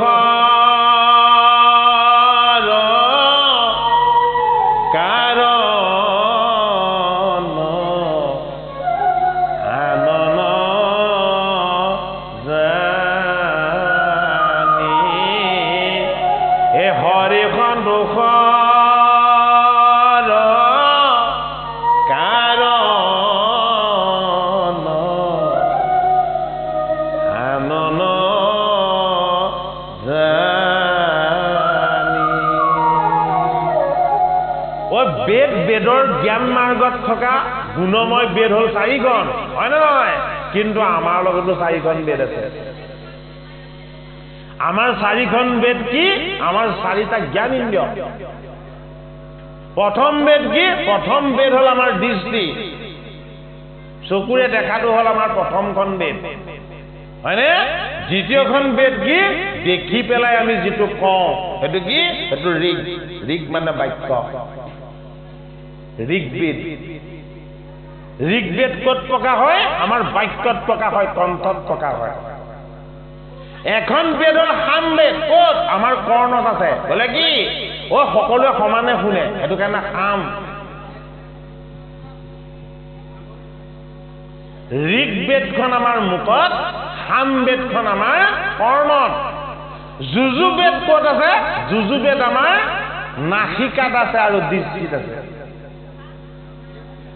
অথৰ্ব বেদখন অথৰ্ব বাংগীৰস ইয়াৰ ইন্দ্ৰজালিক মায়াবিদ্যাও আছে আৰু কম পৰিমাণে ঈশ্বৰ তত্ত্বও আছে সেইটো কাৰণে 4খন বেদৰ সাৰটো কাঢ়ি আনিলে কোনে ব্ৰহ্মাই তোমাৰ কণ্ঠ শক্তিৰ পৰা মই আনিছো না বোলে কি যেতিয়ালৈকে ঈশ্বৰৰ নাম নলবা তেতিয়ালৈকে তুমি শুদ্ধ হ'ব নোৱাৰিবা হয়নে শ্ৰৱণ ইন্দ্ৰিয়ৰ পৰা আনিছে কি ৰা যেতিয়ালৈকে ৰাম নাম নুশুনিবা তেতিয়ালৈকে জীৱ উদ্ধাৰ নহবা না ৰা হৰিৰ নাম ৰাম নাম মুখেৰে কীৰ্তন কৰিব লাগিব কৰ্ণৰ ৰণেৰে শ্ৰৱণ কৰিব লাগিব তাৰ পাছত কি ৰাম নামৰ মহিমা উপলব্ধি কৰিব লাগিব যুজুবেদ কৰি চাব লাগিব পালন কৰি চাব লাগিব হয়নে গতিকে ধৰ্ম সংস্কাৰবিলাকক আমি পালন কৰিবলৈ হ'লে ভকতৰ চৰণ সেৱা কৰি ভগৱানক বিচাৰিব লাগিব বিনে গুৰু চৰণে ভকতি ৰকতি মুকুতি প্ৰভু নহি আমি গুৰুজনক কেনেকৈ পাম ভকত বৈষ্ণৱৰ চৰণ সেৱা কৰি গুৰুৰ চৰণৰ আশীৰ্বাদ পাম ষষ্ঠ স্কন্ধত অজামিল উপাখ্যানত গুৰু বোলে বাহিৰতো আছে ভিতৰতো আছে বাহিৰত কি হৈ আছে বোলে বাহিৰত হৈ আছে মোৰ মায়া ভিতৰত কি হৈ আছে বোলে ভিতৰত হৈ আছে মোৰ আত্মিক সত্তা সেইটো কাৰণে তুমি হৰি কৃপাময় বাহিৰে ভিতৰে বুলি কৃপাময় হৰিজন বাহিৰ আৰু ভিতৰ দুইটাতে গুৰু ৰূপত গোবিন্দ ৰূপত ঈশ্বৰ ৰূপত তত্ত্ব ৰূপত লুকাই আছে কেনেকে আছে নাৰায়ণ নাম তুমি কীৰ্তন কৰা নাৰায়ণ নাম তুমি শ্ৰৱণ কৰা হয়নে বাৰু নাৰ মানে জল অয়ন মানে শয়ন এই ভৱ সংসাৰত শয়ন কৰি থকা মায়াৰ সজ্জাত শুই থকা জীৱবিলাকক এজনে জগাই দিব পাৰে জগাই দিয়াজন কোন জগাই দিয়াজন হ'ল নাৰায়ণ অজামিলৰ 10জন পুত্ৰ 10 ইন্দ্ৰিয় এই 10টা ইন্দ্ৰিয়ই আমাক সদায় মায়াৰ ভ্ৰম ভক্তিৰ পৰা আঁতৰ হৰি চিন্তনৰ পৰা বিমুখ কেৱল সেইবিলাকতে নিমজ্জিত কৰাই ৰাখিব বিচাৰে কিয় মধুমতী মায়া উন্মত্ত কৰায় আমাক ভাল থাকিবলৈ লাগে ভাল খাবলৈ লাগে ভাল পিন্ধিবলৈ লাগে ভাল চাবলৈ লাগে হয়নে নহয় কিন্তু নেদেখাজনৰ সৌন্দৰ্য আমাক উপভোগ কৰিবলৈ নেলাগে এইটো কাৰণে এই মধুমতী মায়াবিলাকে আমাক মায়াৰ সংসাৰত আমাক এনেদৰে নচুৱাইছে যে হৰমোহনত দেখুৱাইছে বোলে কি মই শিৱৰ কঁকালৰ বস্ত্ৰও খুলি দিব পাৰোঁ কাৰ শক্তি হৰিৰ মধুমতী মায়া শক্তি এই হৰিৰ মধুমতী মায়া শক্তিটোৰ পৰা মুক্ত হ'বৰ কাৰণে ভগৱানে আমাক এটা শক্তি সবলকে দিছে বোলে কি তোমাৰ বাক শক্তি তোমাৰ কণ্ঠ শক্তি তোমাক ঈশ্বৰক মাতিব পৰাৰ যিটো শক্তি হয়নে সেই শক্তিটোৰ নাম কি নাৰায়ণ নাম প্ৰকাশ কৰিবলৈ হলে জিভাত লাগিব জল জিভাত কি লাগিব জল লাগিব যদি জিভাখন শুকাই থাকে নাম উচ্চাৰণ কৰিব নোৱাৰিব হয়নে নাম উচ্চাৰণ কৰিবলৈ হলে কি লাগিব আপোনাৰ প্ৰাণৰ শক্তি লাগিব বায়ু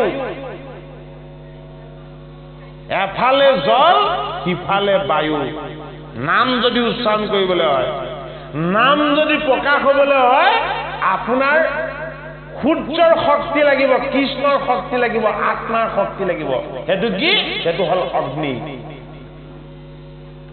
অগ্নিৰ যুক্ত উত্তাপ যদি আমাৰ কণ্ঠত নাথাকে নাম প্ৰকাশ নহয় সেইটো কাৰণে আমাৰ ঠাণ্ডা লাগিলে দাঁতে উঠা লাগি এনেকুৱা হয় নে নহয় হয়নে বাৰু বেছি ঠাণ্ডা লাগিলে আমাৰ মাত নুফুটে ভগৱানৰ নাম প্ৰকাশ হ'বলৈ হলে বায়ু লাগিব জল লাগিব তেজ লাগিব হয়নে আৰু ঈশ্বৰৰ কৃপা লাগিব এই চাৰিটা বস্তু তত্ত্বক একেলগে কোৱা হল কি বুলি নাৰায়ণ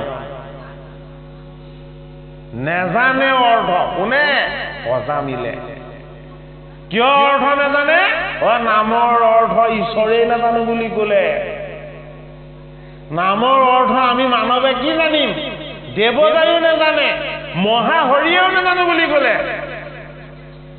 অৰ্জুনে সুধিছিলেতো কৃষ্ণ যে তোমাৰ নামবিলাকৰ অৰ্থ অলপ অলপ কৈছা কিন্তু কৃষ্ণ নামৰ অৰ্থটো তুমি মোক কোৱা নাই তুমি মোক কৃষ্ণ নামৰ অৰ্থটো কৈ দিয়াচোন এতিয়া ভগৱান কৃষ্ণ অৰ্জুনক উত্তৰ দিছে হে কৃষ্ণ নাম বলিষ্ঠবীৰ জৰনা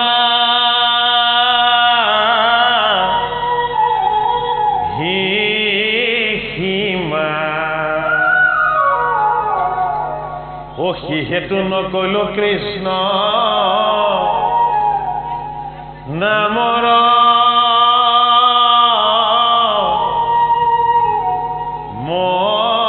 মহিমা ও যদিও বা হৌন কোটি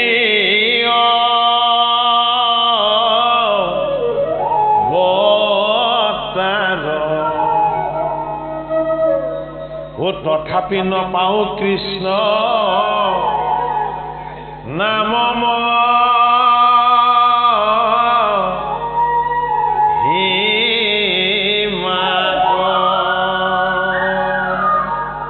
হেৰা অৰ্জুন এই দাপৰ লগত অৱতাৰ লোৱা এইজন কৃষ্ণই যদি এনেকুৱা কৃষ্ণ অৱতাৰ যদি মই কুটি বাৰু লওঁ মই মোৰ কৃষ্ণ নামৰ মহিমা কৈ তোমাক শেষ কৰিব নোৱাৰে তেওঁ অৰ্জুনে কান্দি কান্দি কৈছে মই তোমাৰ শৰণাপন্ন মই ভকত মই তোমাতে একান্ত আশ্ৰিত হয়নে মই তোমাৰ প্ৰপন্ন শিষ্য মই মানি ললো কিন্তু তোমাক নজনা তোমাক নুবুজা তোমাক চিনি নোপোৱা বাকী সকলে এই কথা বিশ্বাস কৰি ল'ব জানো তেতিয়া ভগৱান কৃষ্ণই এই কৃষ্ণৰ নামৰ মহিমা প্ৰকাশ কৰিবৰ কাৰণে 6 বাৰ শপত খাইছে হে সত্য সত্য সত্য সত্য সত্য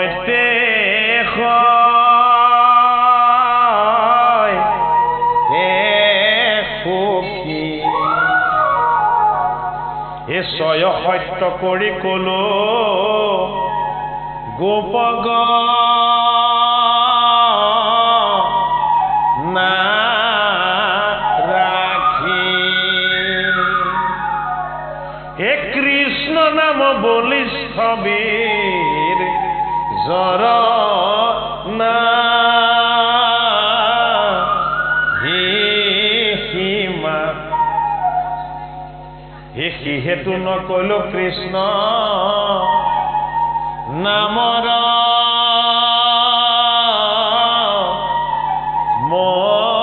মহিমা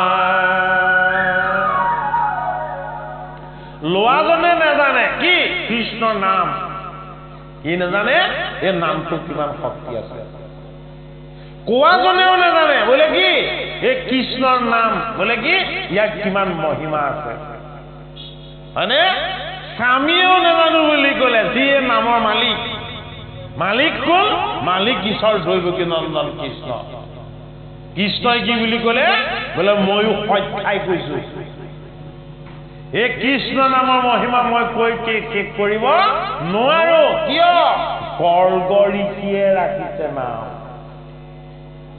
যিজন গৰ্গৰিকী কৃষ্ণৰ কুলগুৰু গুৰুৱে ৰাখিছে গোবিন্দৰ নাম আৰু গোবিন্দৰ নাম ৰাখি কৈ দিছে যে এই নামৰ শক্তিতেই ভগৱান কৃষ্ণ সদায় প্ৰকাশ হ'ব সেইদিনাখনে আঁঠু কাঢ়িছে কৃষ্ণই সেইদিনাখনে বলৰামে আঁঠু কাঢ়ি অকমান বগাইছে কোনদিনা যিদিনাখন গৰ্গৰিকীয়ে ৰাম কৃষ্ণ নাম ৰাখি দিলে নৰৰ শৰীৰলৈ আহিও নাম যেতিয়ালৈকে ৰখা নাই তেতিয়ালৈকে ৰাম কৃষ্ণই আঁঠু কাঢ়ি ৰিঙা পৰা নাই গতিকে নামহে চৈতন্য বস্তু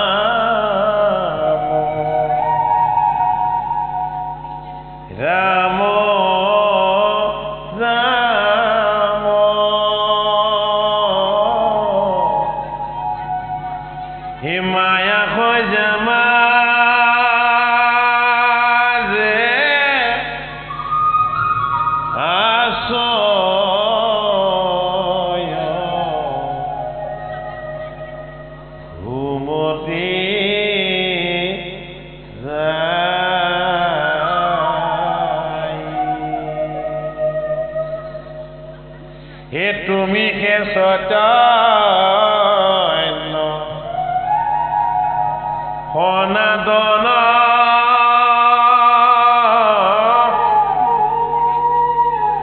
ৰাম ৰাম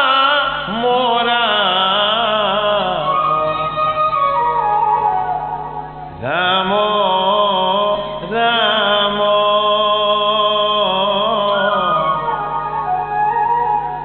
হে আমি অচেতন নিয়োগ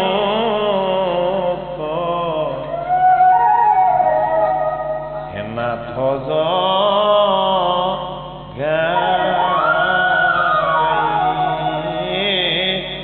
হয় আমি অচেতন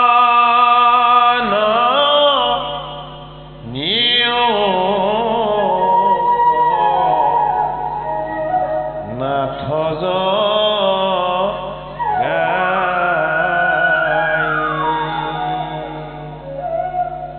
এই জগতখনৰ সৃষ্টিৰ দায়িত্ব দিলে ব্ৰহ্মাদেৱ ব্ৰহ্মা কি ব্ৰহ্মা ঈশ্বৰৰ অংশ জীৱহে ব্ৰহ্মা শিৱ নহয় হয়নে ক'ত খুৱাই থৈছে ঈশ্বৰে বোলে মোৰ নাভি পদ্মৰ পৰা জন্ম দিছো কিন্তু দেহৰূপী মায়াৰ সজ্জাত মই তোমাক অচেতন কৰি খুৱাই দিছো সেইদিনাখনলৈকে পঞ্চ পৰ্ব অবিদ্যাতে তুমি শুই থাকিব লাগিব কোনদিনাখনলৈকে যিদিনাখনলৈকে তুমি অনুভৱ কৰিব নোৱাৰিবা কি বুলি তুমি সেই চৈতন্য সনাতন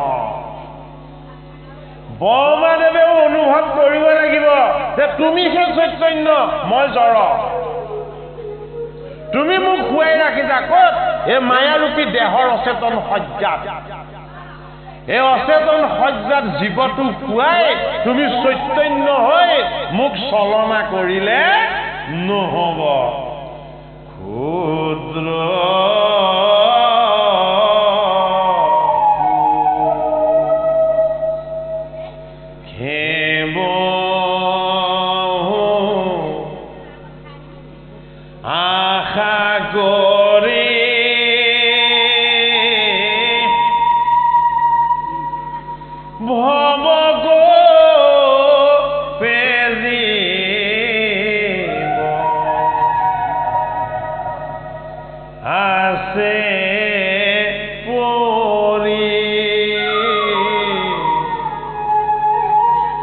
কালহৰ বেদংসী হৰাই চেতন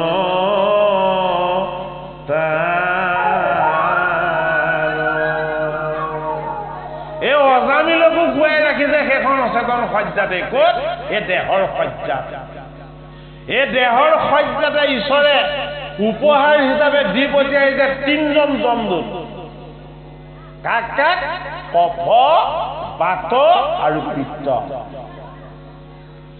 দেহটো মায়াৰ সজ্জা। এই দেহৰ সজ্জাৰ পৰা জীৱটোক মুক্ত কৰি দিবৰ কাৰণে 3জন যমদূত দি পঠিয়াইছে। এই 3জন যমদূতে গৈ এতিয়া কাক ধৰিছেগে? অজামিলক ধৰিছেগে। ক'ত? ভাগৱতৰ 6ষ্ঠ স্কন্ধত। এই 3জন যমদূতে ধৰিব নোৱাৰিলেও কৃষ্ণ যে চৈতন্য ঈশ্বৰ এই কথাটো পাহৰাই ৰাখিছে। কাক? ব্ৰহ্মাদেৱক।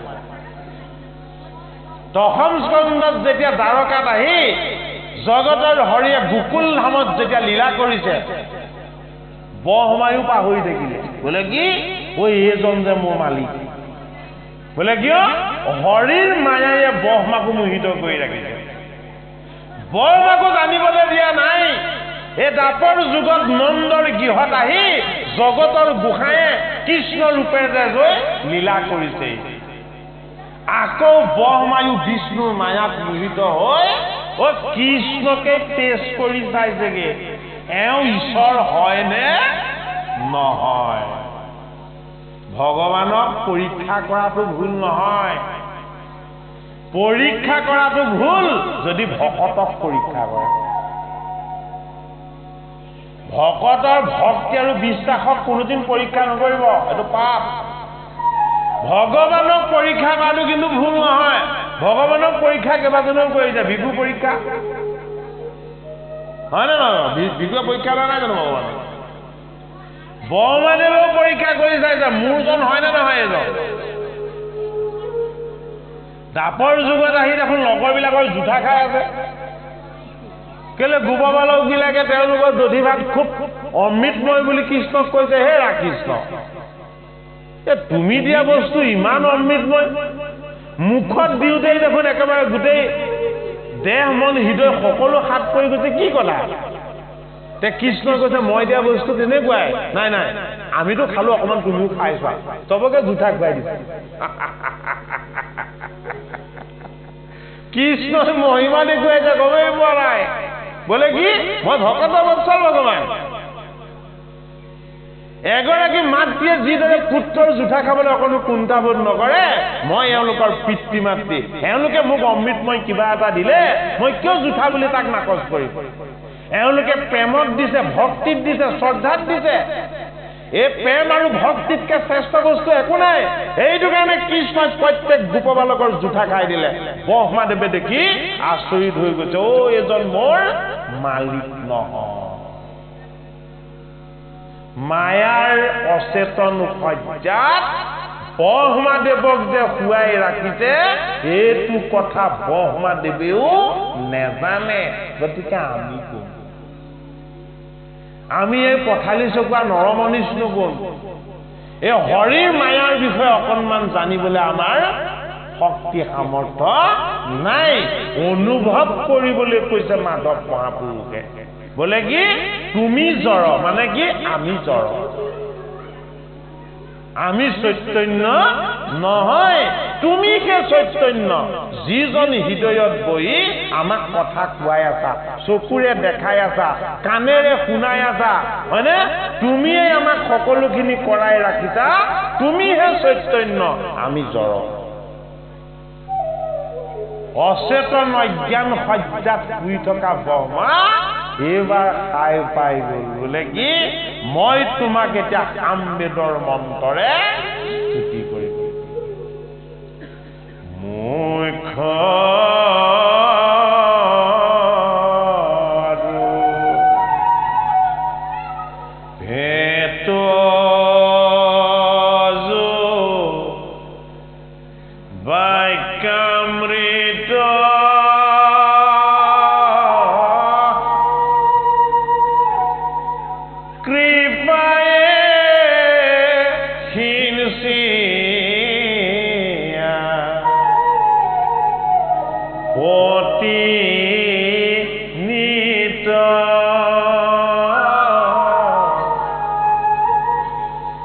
দয়াময় কৃষ্ণ কৰি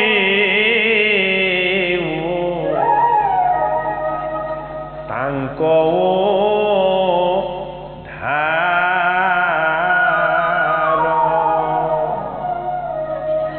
হে কৃষ্ণ তোমাৰ আনন্দ ৰূপ মুখ্য ৰূপ পৰম ৰূপ বোলে কি তোমার বেদর বাণী বলে কি গীতা ভাগবত তোমার গুণনাম যশ রহস্য ঈশ্বর তত্ত্ব বলে কি তুমি ভাগবতত দি তোমার চৈতন্য স্বরূপ আমাক উপলব্ধি করাইছা জন্ম মৃত্যুর অধীনলে নহা এইজন অজ হৰি বলে কি এই অজ হৰিজন জন্ম হৈ দেখালে ক'ত নন্দৰ কিবা জন্ম মৃত্যুৰ অতি বিসৰ্জনে লীলা কৰি দেখুৱালে ক'ত কৌশল্যাৰ কোলা হয়নে এই হৰিৰ যি লীলা এই লীলা হ'ল নিৰ্গুণ বস্তু হৰিয়ে কৰা লীলাক যদি আমি শ্ৰৱণ কৰোঁ কীৰ্তন কৰোঁ মনন কৰোঁ তেতিয়া এই ব্ৰহ্মাই সৃষ্টি কৰা এই জীৱবিলাকে ভৱ সংসাৰৰ মায়াৰ পৰা উদ্ধাৰ হ'ব পাৰিব পাণ্ডৱৰ নাতি পৰীক্ষিত কেইবাৰ গংগাৰ পাৰত গুৰু ভগৱান শুকদেৱে অজামিল উপাখ্যান কৰিছে বোলে কি চাই লোৱা শুনি লোৱা তুমিতো গংগাৰ পাৰ পালা গুৰুৰ চৰণ পালা সহস্ৰ ঋষিৰ সংগ পালা তোমাৰ এতিয়া কি শংকা আছে এইজন অজামিলে কেৱল বেচাত পতিত হৈ দশ ইন্দ্ৰিয়ৰ কবলত পৰি বিষয় সুখ ভোগ কৰি থাকোঁতে ৮০ বছৰ হৈ গ'ল এটা যমদূতে বুলি আহিছে যমদূত আহিলেও নিব নোৱাৰিব কোন আহিব লাগিব ভকত বৈষ্ণৱক নিবলে বিষ্ণুদূত আহিব লাগিব বিষ্ণুদূত আহিলেহে ভকত বৈষ্ণৱৰ জীৱটো নিব পাৰিব হয়নে যমদূত কফপাত্ৰ পিত্ৰ আহি ভকত বৈষ্ণৱৰ জীৱ নিব নোৱাৰে ষষ্ঠ স্কন্ধত পৰীক্ষিত নিপতিক সেই কথাটো ক'লে যে তোমাক নিবলে যমদূত আহিব নোৱাৰিব কফপাত্ৰ পিত্ৰই আহি তোমাক আৱৰি ধৰিব নোৱাৰিব এটা পৰীক্ষিত প্ৰস্তুত হৈছে কি হলে দ্বাদশ স্কন্ধ ৭ নম্বৰ দিনাখন কি হ'ব দ্বাদশ স্কন্ধ সম্পূৰ্ণ হৈ যাব এটা পৰীক্ষিতে নিজক চিনি পাব লাগিব যমদূত নহাকে পৰীক্ষিতৰ কেনেকে মৃত্যু হ'ব এটা পৰীক্ষিত উপলব্ধি কৰিব পাৰিব লাগিব কেনেকে পাৰিব ভাগৱতৰ ষষ্ঠ স্কন্ধৰ পাছত সপ্তম অষ্টম নৱম দশম একাদশ এই একাদশ স্কন্ধ যেতিয়া পৰীক্ষিত নিপতিয়ে শ্ৰৱণ কৰিব তেতিয়া ভগৱানৰ লগত পৰীক্ষিত এক হৈ যাব সেইটো কাৰণে দ্বাদশ স্কন্ধ কাৰ কাৰণে ভগৱন্তৰ ভকত বৈষ্ণৱৰ কাৰণে এই ভাগৱত কথা যি শ্ৰৱণ কীৰ্তন আৰু মনন কৰে এই যমৰ দুটৰ নাম হ'ল সমন সমন ভকতৰ ওচৰলৈ কেতিয়াও আহিব নোৱাৰে ভগৱন্তৰ ভক্তিৰ ভগৱন্তৰ নাম গুণ ভগৱন্তৰ ভকতৰ সংগৰ এই কলি যুগতো ইমান মহিমা আছে অজামিল উপাখ্যানৰ যোগেদি পৰীক্ষিত নৃপতিয়ে গুৰু ভগৱান শুকে পৰীক্ষিতক জনাই দিলে বোলে কি তুমি কান্ধত ধনু লৈ মায়ামিগৰ পাছত দৌৰি ঋষিৰ দেহৰ কুচিকা নষ্ট কৰি তুমি মৰা সাপ মেৰিয়াই যি পাপ অৰ্জন কৰিছিলা এই পাপবিলাকৰ পলয় তেতিয়াই হৈ গ'ল বোলে কেতিয়া যেতিয়া তুমি মোৰ চৰণ পাবা তোমাৰ লগত এতিয়া সঞ্চিত পাপ অকণো নাই মোৰ চৰণ আৰু ভগৱান কৃষ্ণৰ এই বৈকুণ্ঠৰ কল্পটোৰ ভাগৱত শাস্ত্ৰ তুমি পোৱাৰ লগে লগেই তুমি সমস্ত পাপৰ পৰা মুক্ত হৈ গলা এতিয়া তোমাক কি লাগে এতিয়া তোমাক শূন্য অৰণ্যৰ মাজত তুমি কেনেকে প্ৰৱেশ হৈ থাকিব পাৰা তাৰ ৰাস্তাটো লাগে গতিকে শূন্য অৰণ্যৰ মাজে ভাগৱত নামৰ সিংহ প্ৰকাশ কৰয় আতি পৰে তাৰধ্বনি শুনি মহাপাপ হস্তিশয় পলাই আতি তাকতে লবৰে এই মহাপাপ হস্তি ৰূপটো ক'ত দিব আমাক ভাগৱতৰ অষ্টম স্কন্ধত দিব কি দিব গাহ গজেন্দ্ৰ উপাখ্যান ভাগৱত শাস্ত্ৰত পাপৰ তত্ত্ব পুণ্যৰ তত্ত্ব বিষ্ণুৰ তত্ত্ব বৈষ্ণৱৰ তত্ত্ব হয়নে পৰ্বতৰ তত্ত্ব পাহাৰৰ তত্ত্ব বিৰিখৰ তত্ত্ব ফুল ফল সমস্ত বিলাকৰ কথা হৰিময় কৰি দৰ্শন দিছে ক'ত ভাগৱত শাস্ত্ৰ সেইটো কাৰণে যত দেখা যত শুনা সবে মায়াময় যদি আমি মায়াময় দৃষ্টিৰে সতি চাওঁ সব মায়াময়েই দেখিম আৰু তাত যদি আমি হৰিৰ তত্ত্বক চাওঁ তেতিয়াহ'লে ঈশ্বৰক দেখিম পৰীক্ষিত নৃপতিক শুকদেৱে কৈ আছে পৰীক্ষিতে দেখি আছে কি দেখি আছে ঈশ্বৰে যিখিনি লীলা কৰিছে সব পৰীক্ষিতে দেখি আছে কিয় গুৰুৱে দৰ্শন দিয়াইছে গংগাৰ পাৰত পৰীক্ষিত নৃপতিয়ে এই অমৃতময় ভাগৱত কথা পান কৰি অজামিলক 3জন জমদূতে নিবলৈ আহিছে সেয়াও দেখিছে 3জন জমদূতে ভয়ংকৰ ৰূপ লৈ এই অজামিলৰ জীৱটোক বাহিৰ কৰি উলিয়াই আনিছে সেয়াও দেখিছে আৰু পৰীক্ষিত নৃপতিয়ে সংকিত হৈ গুৰুক কৈছে যে পৰীক্ষিতৰ জীৱটোক দেখো অজামিলৰ জীৱটোক দেখোন দেহৰ পৰা জমদূতে বাহিৰ কৰিলেই তেতিয়া গুৰু ভগৱান শুকে কৈছে খন্তেক ধৈৰ্য ধৰা ইয়াৰ পাছত কি হ'ব তুমি সেয়া প্ৰত্যক্ষ কৰা এই শেষ বুলি নাভাবিবা হে পৰীক্ষিত তেওঁ যে হৰিৰ নাম ললে নাৰায়ণ নাম ললে তাৰ মহিমা কি তুমি এতিয়া শুনিবা মই তোমাক এতিয়া কম এতিয়া কি কব আমাক সেইখিনি কথা কব হেৰা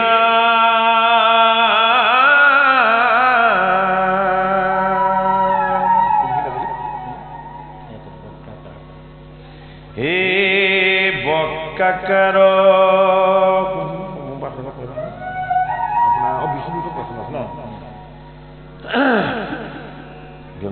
মই ইয়াৰ পৰা আছো মোৰ তাত অকণমান বেলেগো হ'ব পাৰে বাৰু হেৰা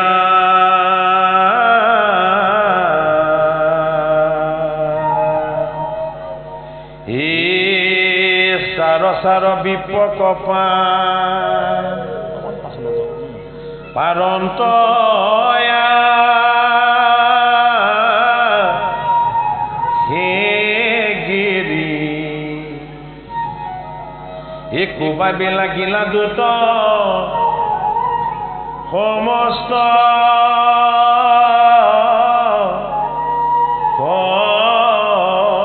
বেৰি অশেহি মেলা তাৰি বিষ্ণু দূত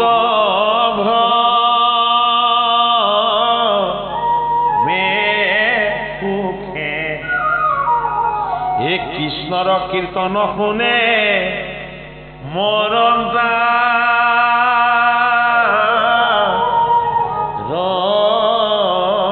মুখে এ তাক পীড়া কৰে কোন অধম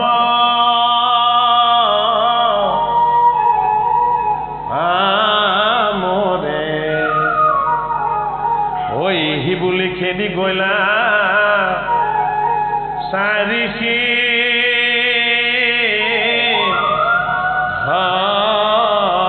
বৰে হে মৰণতে লৈ লোক নাম ও তাকো কৰে দণ্ড হে ৰহ ৰহ চকে কাটি কৰো খানা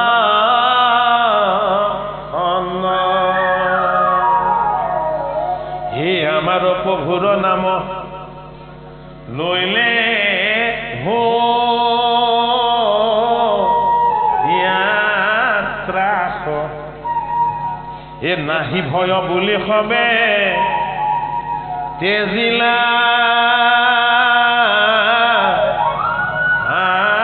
আত্ৰাস এ ভকতক পীড়া পাইলে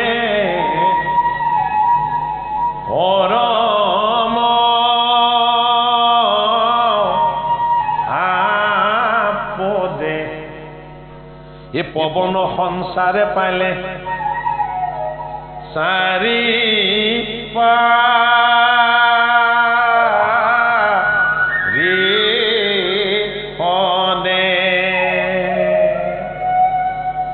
ব্ৰহ্মাই চিনি নাপালে কাক নিজৰ চাৰিজন পুত্ৰ সেই কিয় চিনি নাপালে ভগৱন্ত বিষ্ণুৱে তেওঁক মায়াৰ শয্যাত অচেতন কৰি শুৱাই দিলে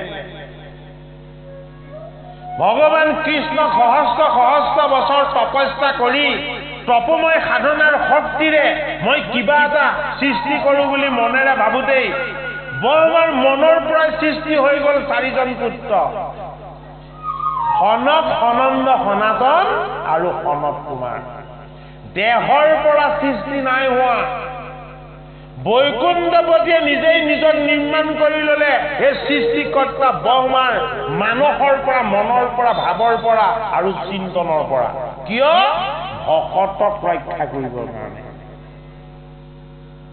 মই ব্ৰহ্মা হৈ যদিও এক জন্ম দিয়ালো এই ব্ৰহ্মাৰ সৃষ্ট এই জীৱবিলাকক মই ঈশ্বৰ কৃষ্ণই বৈকুণ্ঠ ধামৰ পৰা গৈ মই প্ৰত্যক্ষভাৱে আৰু পৰোক্ষভাৱে মই দুই প্ৰকাৰে সদায় কি কৰিম উদ্ধাৰ কৰিম সেইটো কাৰণে ব্ৰহ্মাৰ চাৰিজন মানস পুত্ৰক ক'লে তোমালোকে সৃষ্টি কৰা আৰু চাৰিওজনে কি ক'লে পিতৃৰ ফালে প্ৰণাম কৰি ক'লে হে পিতৃ আমি সৃষ্টি কাৰ্যত নিমগ্ন নহওঁ বোলে কিয় তুমিতো বহুত হাজাৰ হাজাৰ বছৰ যিজন মহাহৰিক তপস্যা কৰিছিলা তুমি সহস্ৰ সহস্ৰ বছৰ যিজন মহাহৰিক তুমি উপাসনা কৰিছিলা আমি সামবেদৰ মন্ত্ৰৰে আমি সেইজন ভগৱানকে সদায় স্তুতি কৰিম এটা ব্ৰহ্মায়ো অভিশাপ দিব নোৱাৰা হ'ল বোলে কিয় আৰু মই যিজনক স্তুতি কৰোঁ সেইজনক উপাসনা কৰিম বুলি এওঁলোকে কৈছে গতিকে মহাহৰিক গোটেই জীৱনটো জনমে জনমে উপাসনা কৰা এইকেইজন চাৰি ক্ষেত্ৰই সদায় সন্ধান কৰে কি বোলে আমাৰ স্বামী নাম কোনে লৈছে ও যেহি নাম সেহি কৃষ্ণ জানা নি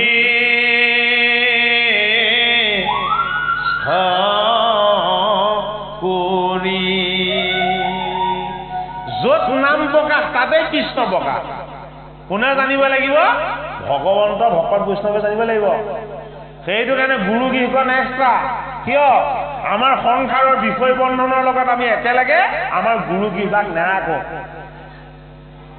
কিয় গুৰু গৃহক আমি ঘৰৰ লগত সংলগ্ন কৰি নাৰাখো আমি কিয় সদায় আছুতীয়া ঠাইত আমি গুৰু গৃহখন সদায় নিৰ্মাণ কৰি লওঁ হয়নে গুৰু গৃহলে বৈকুণ্ঠ পাৰিফল আহে আমি দেখাকে নাহে নেদেখাকে আহে যেতিয়াই নাম ল'ম তেতিয়াই আহিব নামৰ সংগ বিষ্ণু আৰু বিষ্ণুৰ পাৰিফলে কেতিয়াও ত্যাগ নকৰে সেইটো কাৰণে সোমাবৰ সময়তো পৰি পৰি নমস্কাৰ আৰু ওলাবৰ সময়তো পৰি পৰি নমস্কাৰ কিয় তাত ভগৱন্ত প্ৰকাশ হয় তাত চৈতন্য হৰিজন নিজেই তাত প্ৰৱেশ হয় কেতিয়া যেতিয়া তেওঁৰ নাম গুণ আৰু উপাসনা হয় প্ৰমাণ দিছে ক'ত ভাগৱতৰ ৬ষ্ঠ স্কন্ধ গোটেই জীৱনটো বেচাত পতিত হৈ দুখ কষ্ট আৰু যান্ত্ৰণাৰ সংসাৰত কেৱল সংসাৰ কেৱল পুত্ৰ কেৱল পৰিবাৰ তাকে ভাবি ভাবি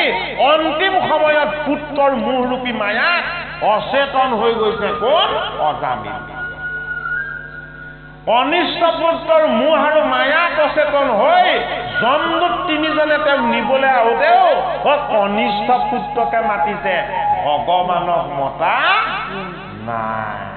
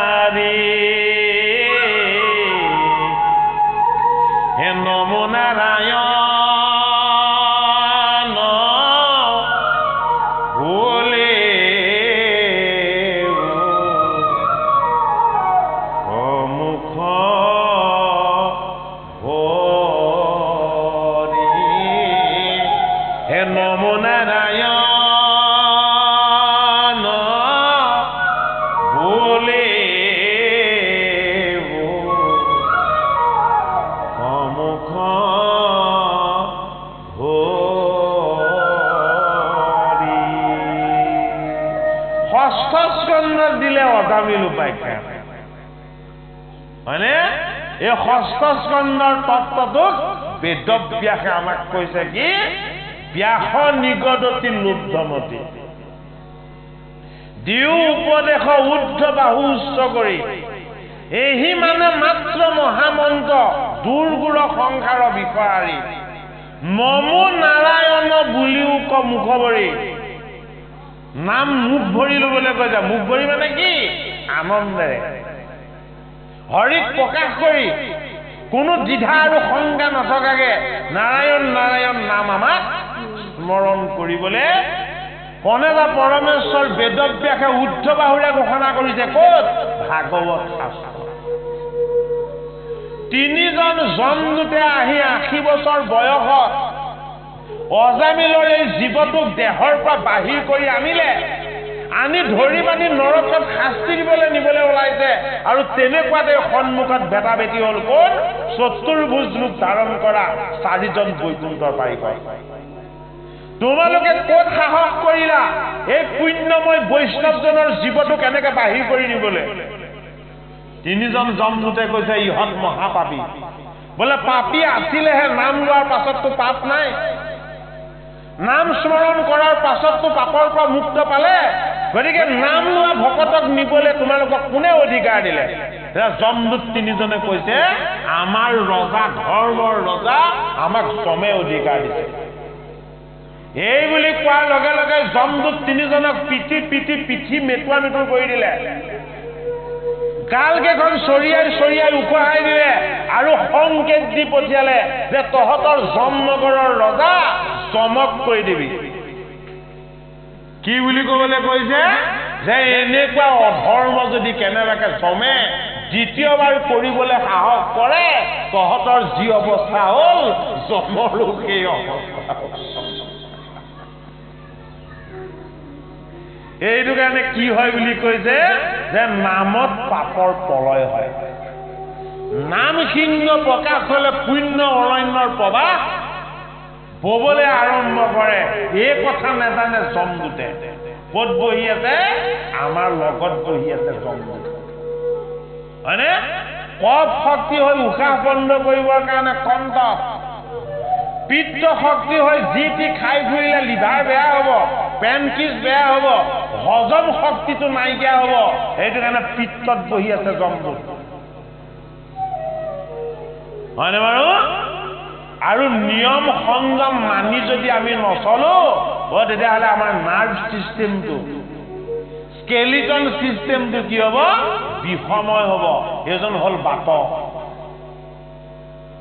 গতিকে চলিব লাগিব সংগমে চলিব লাগিব নিয়ম নীতি সদাচাৰে চলিব লাগিব শাস্ত্ৰৰ উপদেশ আদি মান্যতাৰে সেইটো কাৰণে মোৰ যি মন যায় তাকে কৰিম বুলি যি চলি থাকে অষ্টম স্কন্ধত সেইজনক দেখুৱালে গজেন্দ্ৰ বুলি গজেন্দ্ৰই নিজৰ বাহিৰে কাৰো কথা নেমানে হয়নে বাৰু যি মন যায় খাই দিয়ে যি মন যায় কৰি দিয়ে যলৈ মন যায় গৈ দিয়ে এইটো কাৰণে ভৰিতে ধৰিলে কয়ে গাখে ধৰিলে গাখে যেতিয়া ভৰিত ধৰিলে নিষ্ঠাৰ নাই গাখ কি গাখ হ'ল পাপ পাপে ক'ত ধৰিব বিচাৰে আমাৰ ভৰিত ধৰিব বিচাৰে তললৈ নিব বিচাৰে আৰু গজেন্দ্ৰ কি গজেন্দ্ৰ হ'ল আমাৰ অহংকাৰ অহংকাৰ যিমান বেছি হ'ব পাপ সিমান বেছি হ'ব সেইটো কাৰণে গাখ গজেন্দ্ৰ উপাখ্যান দিছে ক'ত অষ্টম ষষ্ঠ স্কন্ধত দিছে কি নামৰ মহিমা হে হৰি নাম ৰখে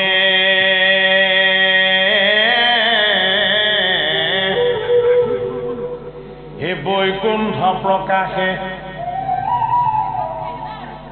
হে প্ৰেময় অমিত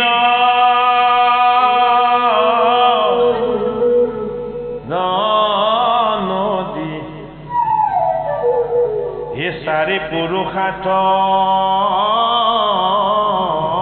হে তাহাৰ নিজৰা হে বহে বমান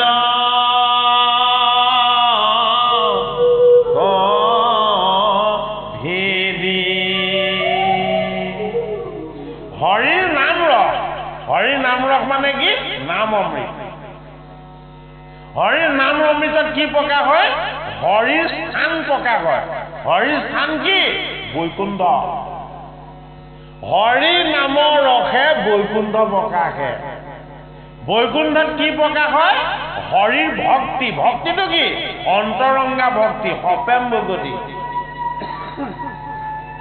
হয়নে এই সপেম ভগতি হৰিৰ নামৰ দ্বাৰাহে প্ৰকাশ হয় হৰি নামৰ ৰসে বৈকুণ্ঠ প্ৰকাশে প্ৰেম অমিতৰ নদী হৃদয়ত কপট থাকিব নালাগিব কোনো জীৱৰ প্ৰতি হৃদয়ত কেতিয়াও ভেদভাৱ থাকিব নালাগিব কোনো জনৰ প্ৰতি তেতিয়া কি হ'ব এই হৃদয়তে প্ৰেম অমৃত গোট খাব যদি হৃদয়ত কপট থাকে মনত যদি কপট থাকে আনৰ প্ৰতি যদি আমাৰ জেদ ভাৱ থাকে হয়নে নহয় হয় আমাৰ হৃদয়ত থকা ঈশ্বৰজন কপট নিদ্ৰাত টোপনি যাব আকৌ জগাব লাগিব ব্ৰহ্মদেৱক যিদৰে হৰিয়ে জগোৱাৰ ব্যৱস্থাটো দিছে এইদৰে ভাগৱত কথা ঈশ্বৰ কথা অজামিল উপাখ্যানৰ ঈশ্বৰৰ তত্ত্ব কথা আমি যদি সৰ্বদা শ্ৰৱণ কীৰ্তন আৰু মনন কৰাৰ সুযোগ পাওঁ আমাৰ জীৱটোৱে অজামিল এই জীৱটো কিয় অজামিল ইয়াৰ মৃত্যু নাই এই জীৱৰূপী অজামিলৰ মৃত্যু নাই ইয়াৰ দুটা স্থান আছে পাপ কৰিলে সি নৰকলৈ যাব পুণ্য কৰিলে সি হৰি চৰণৰ ফালে যাব এই জীৱৰূপী অজামিলক ধৰি আনিছে কোনে জমদূতে পাতালৰ তলত আছে অসংখ্য নৰক এই নৰকত নি শাস্তি দিব কাক এই জীৱটো তই নেখাব লগা খাইছিলি গতিকে তোক জুইত পুৰিম তই নকব লগা কৈছিলি জিভাখনত তপত ফলা লগাম হয়নে তই আনৰ প্ৰতি বেয়া দৃষ্টিৰে চাইছিলি চকু দুটা ফুটাব এই জীৱটোক যি পাপ কৰিছিলে তেনে শাস্তি দিব ক'ত যমদূতে ধৰি নৰকত এই নাৰকী যাঞ্জনাৰ পৰা উদ্ধাৰ কৰি দিলে কোনে এই অজামিলৰ কনিষ্ঠ পুত্ৰৰ নামটোৱে ঈশ্বৰক মতা নাই মৃত্যুৰ সময়ত মাতিছে পুত্ৰটোক পাহৰিব পৰা নাই বৈকুণ্ঠৰ পাৰিষদে নেৰে বিষ্ণুৰ নামৰ সংগ হয়নে আৰু পাপীয়ে নেৰে কি পাপীয়ে নেৰে পুত্ৰ কন্যা আৰু ভাৰ্যাৰ মোহ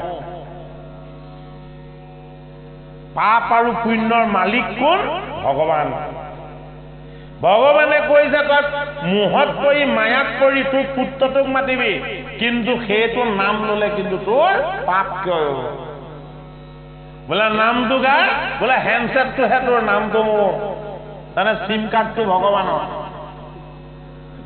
হয়নে যিমান যেনেকে ডাইল নকৰক কিয় লগাটো তেওঁৰ কাণতে লাগিবগে হয়নে সেইটো কাৰণে চাৰিজন বৈকুণ্ঠৰ পাৰিষদ আহিব চাৰিজন বৈকুণ্ঠৰ পাৰিষদে যমদূতক শাস্তি দিলে প্ৰহাৰ কৰিলে আৰু যম ৰজাক দিছে চিতাৱনী সাৱধান মানি যে আমাৰ স্বামীৰ নাম লোৱা কোনো ভকত বৈষ্ণৱে একেই তোমাৰ দূতে যাতে কেতিয়াও চুব নোৱাৰে তুমি এই চিতাৱনীটো সদায় মানি চলিবা ভাগৱতৰ ৬ষ্ঠ স্কন্ধত যম ৰজাকো চিতাৱনী দিছে সাৱধান মানি দিছে ভাগৱতৰ ৬ষ্ঠ স্কন্ধত ভকতক ৰক্ষা কৰিবলৈ গৈ যমদূতকো প্ৰহাৰ কৰিছে কোনে বিষ্ণুদূতে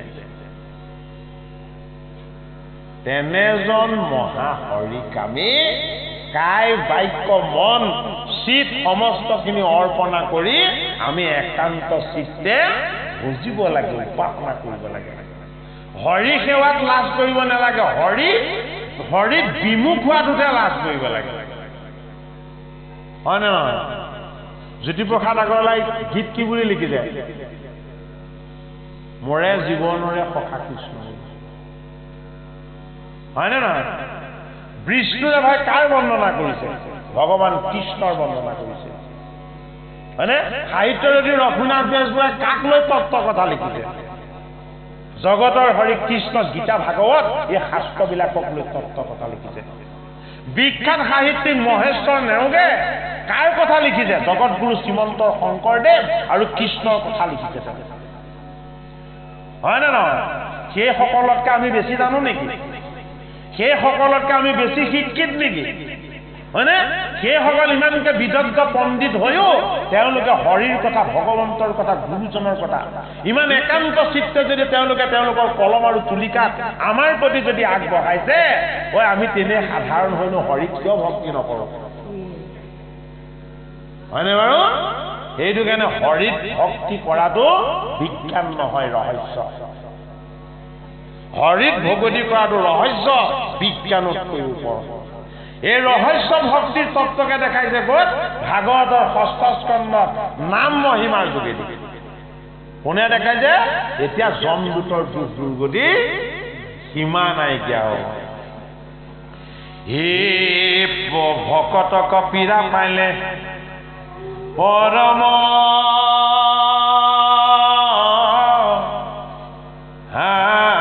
পদে হে পৱন সঞ্চাৰে পাইলে চাৰি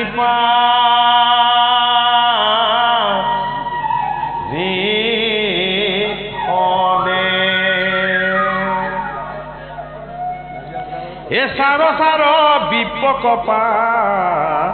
ৰন্তেয়া হে গেৰি হে কোবাবে লাগিলা দুত সমস্ত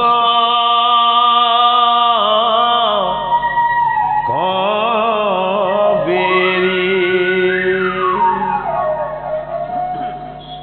ভবাই নাছিলে যমদূত তিনিজনে কিয় গোটেই জীৱনটো যমৰ আজ্ঞা পালন কৰিছে আৰু সেৱা কৰিছে যমদূতে প্ৰহাৰ কৰিছে যমদূতক কোনেও প্ৰহাৰ কৰিব পৰা নাই তেওঁলোকক যেতিয়া কোবাই কোবাই পিঠি মেটুৱা মেটুৰ কৰি দিলে গাল যেতিয়া উকহাই দিলে তেতিয়া যমদূতে ফেকুৰি ফেকুৰি কান্দি কৈছে যে তোমালোকনো কোন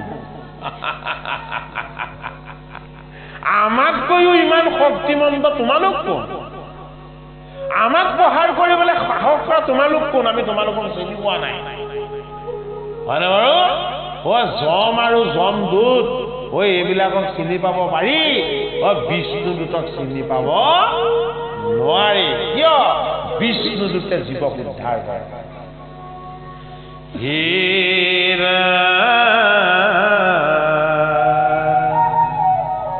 এ চাপৰ চুলাৰি ঘৰা কাতিৰ ৰহাৰ এ চবৰতে দুই গাল ভৈলা ভি ডাকাৰ একে হুকিল ভুকুতিলা থিৰ দিলা চোৰ এ গদাৰু কোবত পিঠি এ ভৈলা গোট হে অনেক কাতৰ কৰে দুটে গেৰি পাৰি অকৌতুকে হাঁহন্ত তাক এ দেখি সিদ্ধ চাৰি নেমাৰি এৰিলা প্ৰাণে ভয় দেখাইব হাতৰ এৰাই তিনি দুটে দিলাল প্ৰাণটো ৰাখিলে যমদূতৰ কিয় ৰাখিলে যমক সন্মান কৰি যম এজন বৈষ্ণৱ নহয় জানো হয়নে বৈষ্ণৱৰ দূত কাৰণে পানে নেমাৰিলে চাৰি সিদ্ধ কিন্তু চাৰি সিদ্ধৰ ওচৰত যিটো অপৰাধ আছিলে পানে মাৰিলে বোলে কিয় আমাৰ স্বামী নাম লোৱাজনক তোমালোকে কেনেকে কষ্ট দিবা আমাৰ স্বামী হল অমৃত অমৃতৰ নাম লোৱাৰ পাছত আকৌ তোমালোকে শাস্তি দিবলৈ কোন ওলাইছা হে মাৰণত ৰাখে তিনি যমৰ কিংকৰ দিজকৰীয়া ভৈলা তেখনে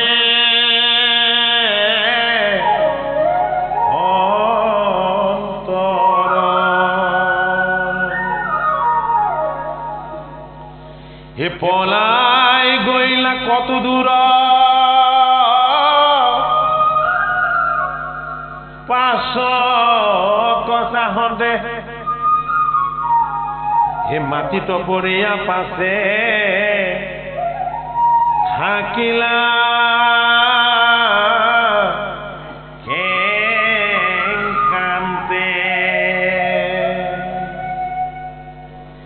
কাহে খৰ উষা সস্ৰা সতেনি হব দে এ পাছে কৃপাময় সিটো চাৰি পা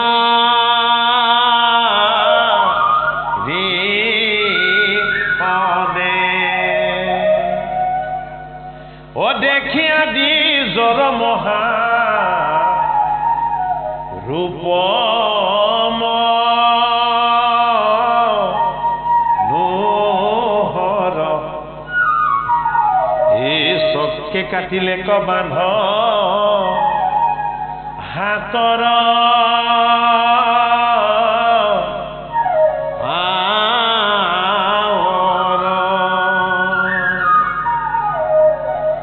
হে যমৰ দূতৰ হাত এৰাই জামিল হে পুনৰূপী সেহি কৰি ৰতে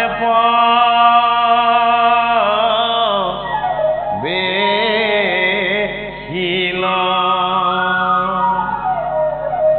হে দেখে অতি আশ্চৰ্য বিষ ময়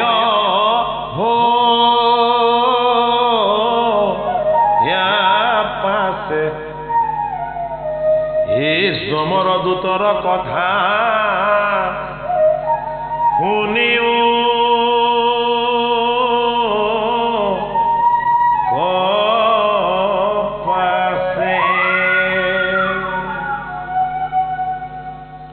ভাগৱত শাস্ত্ৰত বিষ্ণু বৈষ্ণৱ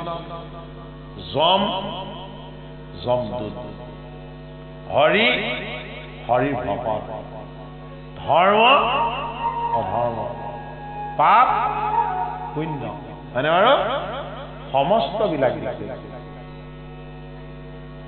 সকলোবিলাকত ধুনীয়াকৈ ফাৰিচি দেখুৱাইছে যাতে ভগৱন্ত বিষ্ণুত ভক্তি কৰা বৈষ্ণৱজনৰ মনৰ সংশয় দূৰ হয় কি সংশয় আমি কাক বুজিব লাগিব আমি কাক জপিব লাগিব আমি কাক উপাসনা কৰিব লাগিব মানে আমি কাক কি কৰিব লাগিব আমাৰ দেৱৰো দেৱ পৰম দেৱ বুলি আমি ভজনা কৰিব লাগিব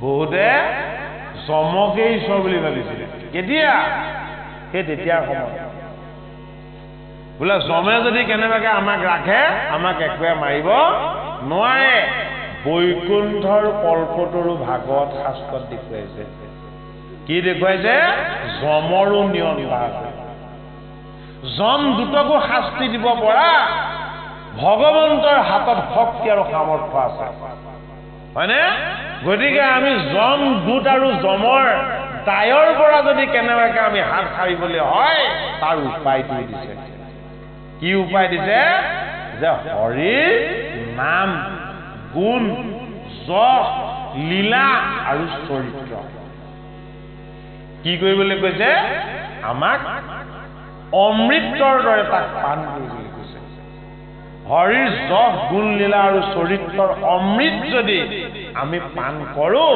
অমৃত কি অমৃত হ'ল অমৰত্ব দান কৰিব পৰা ব্যৱস্থা অমৰ হোৱাৰ বাসনা নালাগে এই বাৰে বাৰে জন্ম লৈ আয়াজাত জুনিলে আহি জীৱ কীট পতংগ পশু আদি হৈ আমি সংসাৰৰ নিকাৰ ভোগ কৰি যাতে আমি থাকিব নালাগে ভাগৱত শাস্ত্ৰত কি দেখাইছে যে আমি কিমানবাৰ আহিলো কিমানবাৰ জন্ম ললো কিমানবাৰ মৰিলো তাৰ একো সীমা সংখ্যা নাই এইবাৰ যদি আমি নৰতনু পাই ভগৱন্তৰ কথা যদি শ্ৰৱণ কীৰ্তন আৰু মনন কৰোঁ হয় আমি ইতৰ পানী হৈ আৰু জন্ম ল'ব নালাগে হয়তো হৰি ভক্তি কৰিবলৈ ঈশ্বৰে আমাক আকৌ এটা মানৱ জীৱন দিব পাৰে বা এটা সুযোগ দিব পাৰে অজামিলৰ জীৱটোক ধৰি বান্ধি লৈছিলে যমদূতক প্ৰহাৰ কৰি জীৱটোক চক্ৰে কাটি বান্ধোনমুক্ত কৰি দিলে ঐ কিছুমান ৰছী দা কটাৰীয়ে ছিঙিব পাৰি ঐ কিছুমান ৰছী দা কটাৰীয়ে স্পৰ্শ কৰিব নোৱাৰি এই জীৱৰ বন্ধনৰ জৰিবিলাক যদি কেনেবাকৈ খণ্ডন কৰিবলৈ হয় তেতিয়াহ'লে ভকতৰ হাতত থকা চক্ৰ লাগিব বৈকুণ্ঠৰ পাৰিষদসকল চতুৰ্ভুজ এই চাৰি সিদ্ধ চতুৰ্ভুজ ৰূপ তেওঁলোকৰ হাতত শংখ চক্ৰ আৰু গদা আছে এই অজামিল ৰূপী জীৱক এই যম দুখৰূপী কষ্ট যান্ত্ৰণা এইবিলাক বন্ধনৰ পৰা মুক্ত কৰিবৰ কাৰণে এইবাৰ চক্ৰৰ শক্তিটো প্ৰয়োগ কৰিলে চক্ৰ কি কাল চক্ৰ চক্ৰ কি মায়া চক্ৰ চক্ৰ কি অজ্ঞান চক্ৰ চক্ৰ কি ভ্ৰম চক্ৰ এইবিলাকৰ পৰা জীৱক কোনে উদ্ধাৰ কৰিব পাৰে